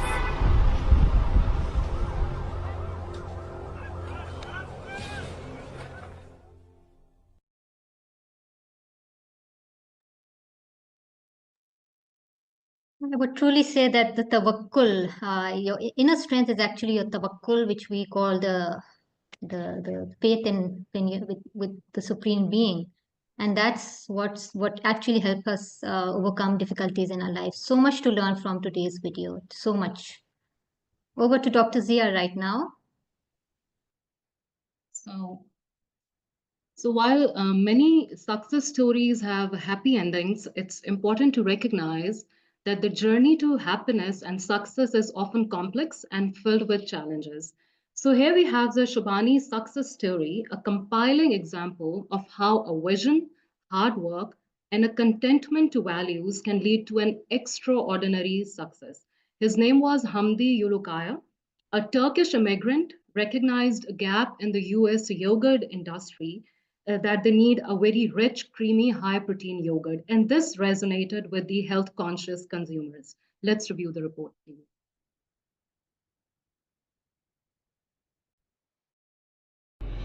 I found him! This is the guy who immigrated from Turkey, came to America, became a billionaire, and he doesn't even like business. Hi, I'm Hamdi, and I am the anti-CEO. Hamdi built the largest yogurt company in America, 𝗂𝗏𝗍𝗍, and his story is really crazy. Whatever came through yogurt needs to go back to the world. Don't need it. No one needs money in the grave. That's a great line. Hamdi is not a traditional CEO. He is a Kurdish nomad in northeastern Turkey, near the mountains, far away from cities. In fact, he doesn't even know his actual birthday. My mother says I was born when we were coming back from the mountains. So the nomads come from the mountains somewhere around October. So I'm born in somewhere around October. At age 22, he was forced to move to America. And in America, he tried the local yogurt and he hated it. I need some water. Is it really that bad? It's pretty awful. 45-gram sugar, this stick of ingredients, really, really, really bad stuff. He didn't want to be a businessman. He just wanted to make a better yogurt. So he bought a small yogurt factory, hired a few workers, and made yogurt just like the one he grew up eating in the mountains. And he called it 𝗂𝗏𝗍𝗍. Yogurt is bad. There's this old factory. Only problem is I have no money. I have 4 people. And I said, how am I going to make this yogurt? And that's how the journey started. And America loved it. In 17 years, 𝗂𝗏𝗍𝗍 became one of the biggest yogurt companies in America, with billions of dollars in sales and thousands of employees. I never studied business. I never went to business school. The only thing I know is I'm going to make this yogurt. Hopefully it will grow. But one thing I don't want it to happen is I don't want to be the businessman I grew up hating. So that means be with the community, be with the employees, be with the humanity, be with the environment. 30% of his company is made of refugees and immigrants from Africa, Afghanistan, Nepal, and South America. According to him, refugees are great workers and they stop being refugees when you give them a job. Once you have a job, the minute you have a job, that's the minute you stop being a refugee. And he paid every single hourly employee double the market wage. Double. If somebody works in your company, can they make the end of the week, feeding their own family and paying all their expenses? Then he gave each and every single employee a share of the company, every single person, and millions of dollars every year he donates to the community. This is all the milk we made in our plant is going to North Carolina for our brothers and sisters in need. All of this is happening from here, Twin Falls, Idaho, where he built the largest yogurt factory in the world. Just look at this. And of course, from all of this, he became a billionaire. But here is the crazy part. He committed to give away the majority of his money to charity while he's alive. I always knew that whatever came through yogurt needs to go back to the world. Don't need it. No one needs money in the grave. Hamdi shows that it's possible. It's possible to build a big company and lift everybody up with you. I'm so proud that because of the movement that we have started and the companies that join the movement worldwide, hundreds of thousands of refugees have an access to job and their life is changing. Impressive. This Kurdish nomad from Turkey came to America and changed the way millions of Americans eat and do business, all from a cup of yogurt. This cup of yogurt won't change the world, but how you make it just might.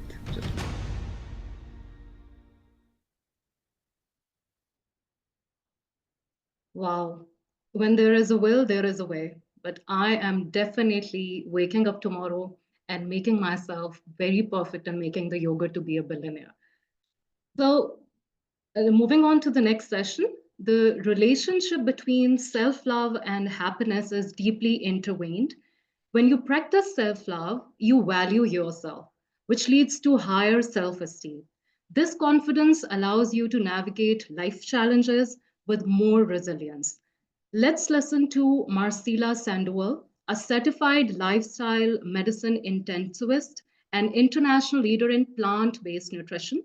She's dedicated over a decade to chronic disease prevention and reversal, best-selling author of Evident regarding lifestyle medicine and self-love. Dr. Sandoval served on the medical advisory board for the 𝗂𝗏𝗏 and 𝗪𝗏𝗏 Center for Nutritional Studies and Education of Chronic Disease Reversal and is a sought-after international speaker on the science and education of chronic disease reversal. 𝗪𝗫𝗄𝗏 Sandoval approach to self-love and happiness.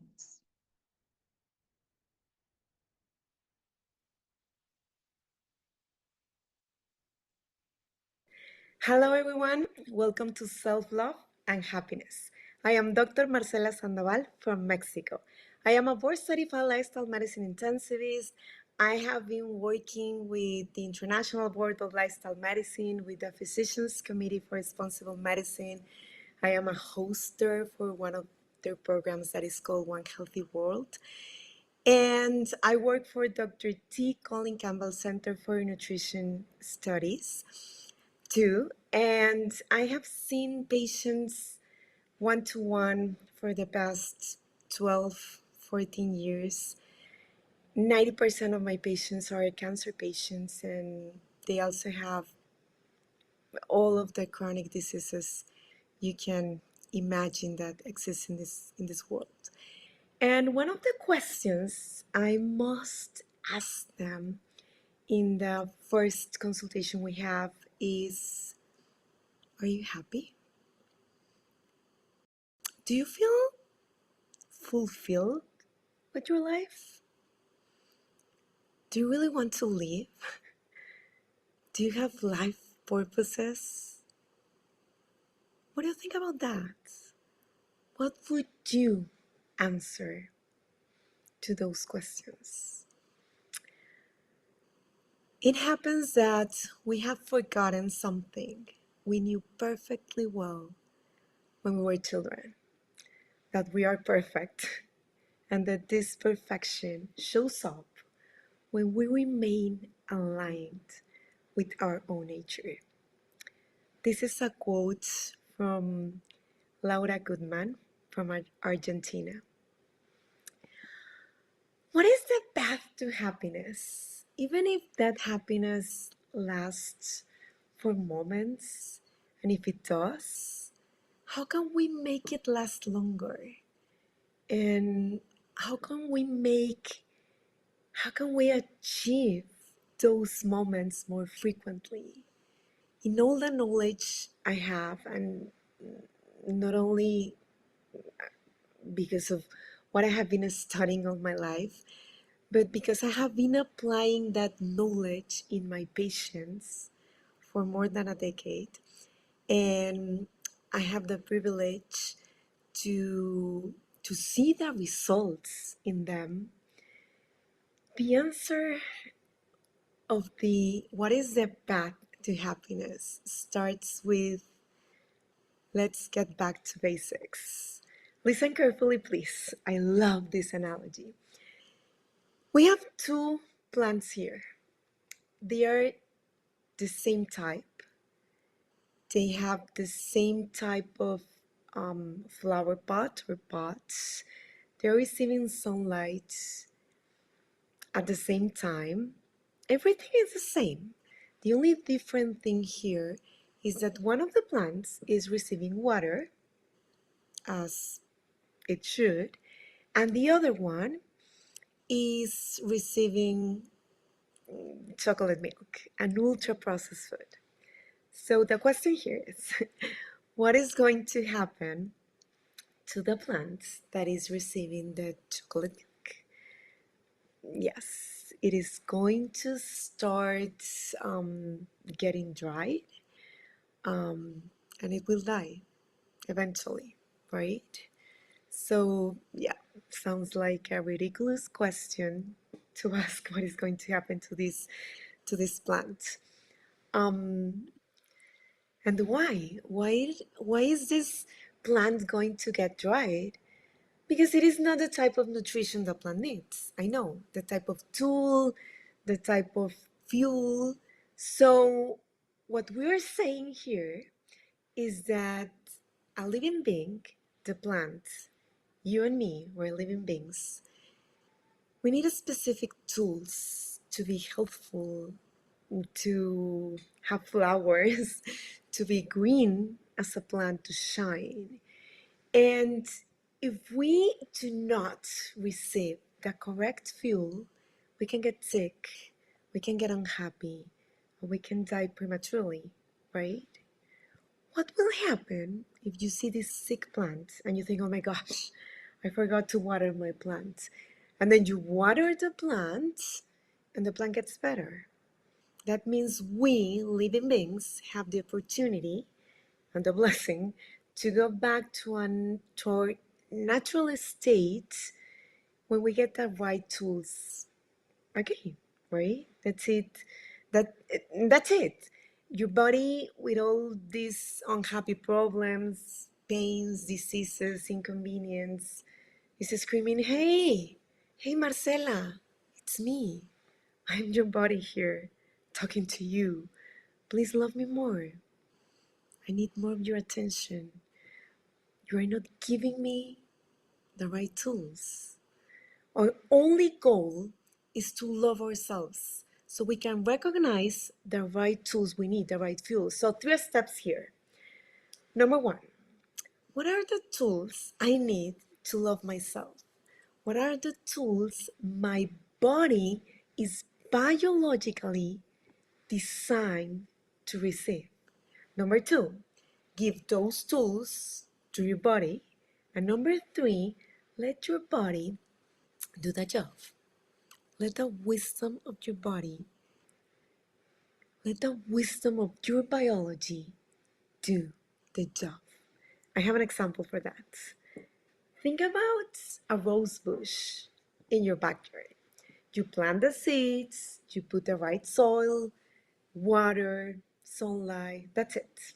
You go inside your house, and in a few weeks or maybe days, you realize your rose bush is blossoming and you are so happy about it. But you never ever complained or demanded something like, hey, rose bush, are you giving me roses today?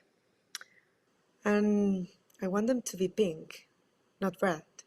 Something like, hey, buddy, hey, endometrium, I'm going to the beach next week.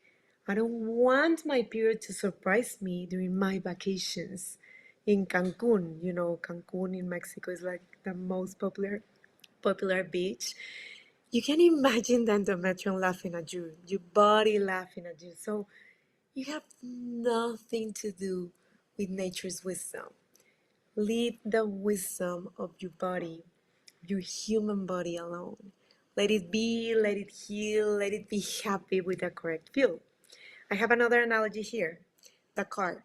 This is a car. Actually, this is a great car you have here, a great motor, a great vehicle. It really costs. And are you using gasoline or soda as a fuel? No, gasoline, right? But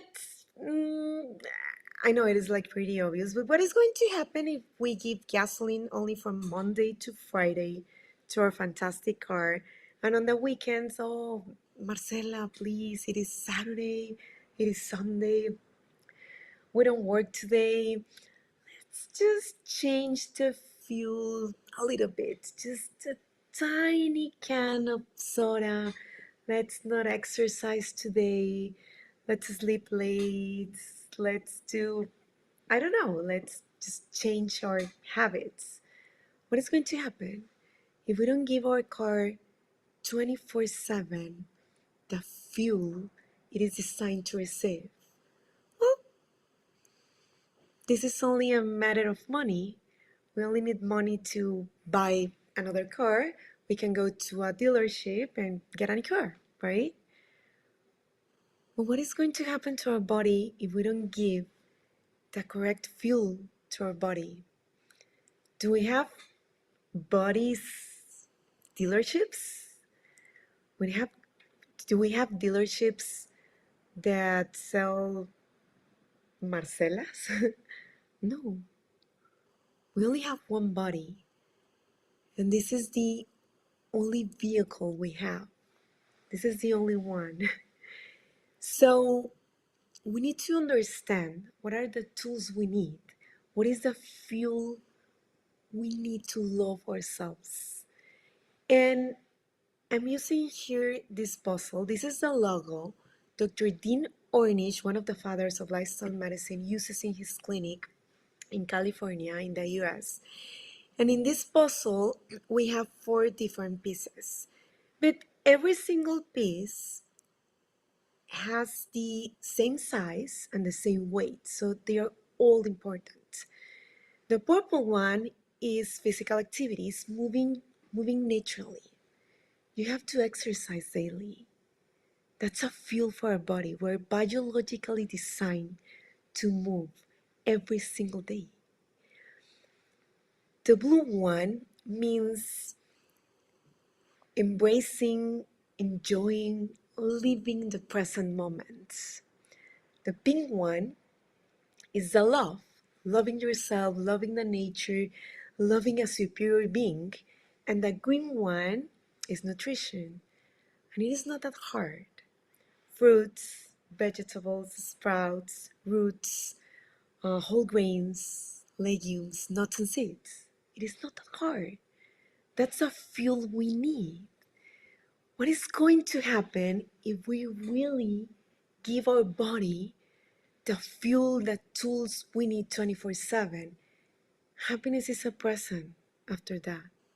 We receive happiness when we love ourselves. The only way happiness can happen is with love. I want you to imagine this golden sphere that is shining. It has sparkles. And this sphere represents your life, your self-love, your happiness, your emotions, everything that is important to you. And you're holding it in your hands. Is it big? What's the weight of your sphere? Please imagine if it is heavy or maybe light. You're the only one that can make your sphere shine. Please do not give your sphere to interpersonal relationships that you know are not good for you. Please do not give your golden sphere to ultra-processed foods, to restaurants that do not have the fuel you really need, your body needs. Do not give away your happiness to a sedentary lifestyle, to catastrophic thoughts. Take care of yourself. Take care of your self-love. Set limits. Give yourself that correct feeling every aspect of your life. Happiness will arrive as a present when you feel yourself. Do you remember this quote about perfection, about happiness, about loving yourself?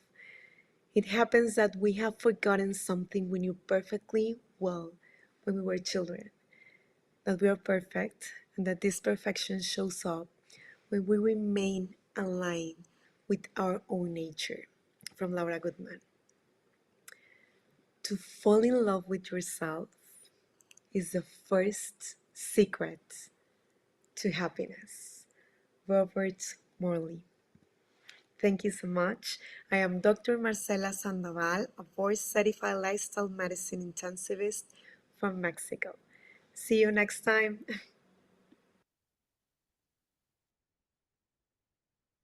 Thank you very much, Dr. Marcela. Indeed, self-love and self-care is what we all want.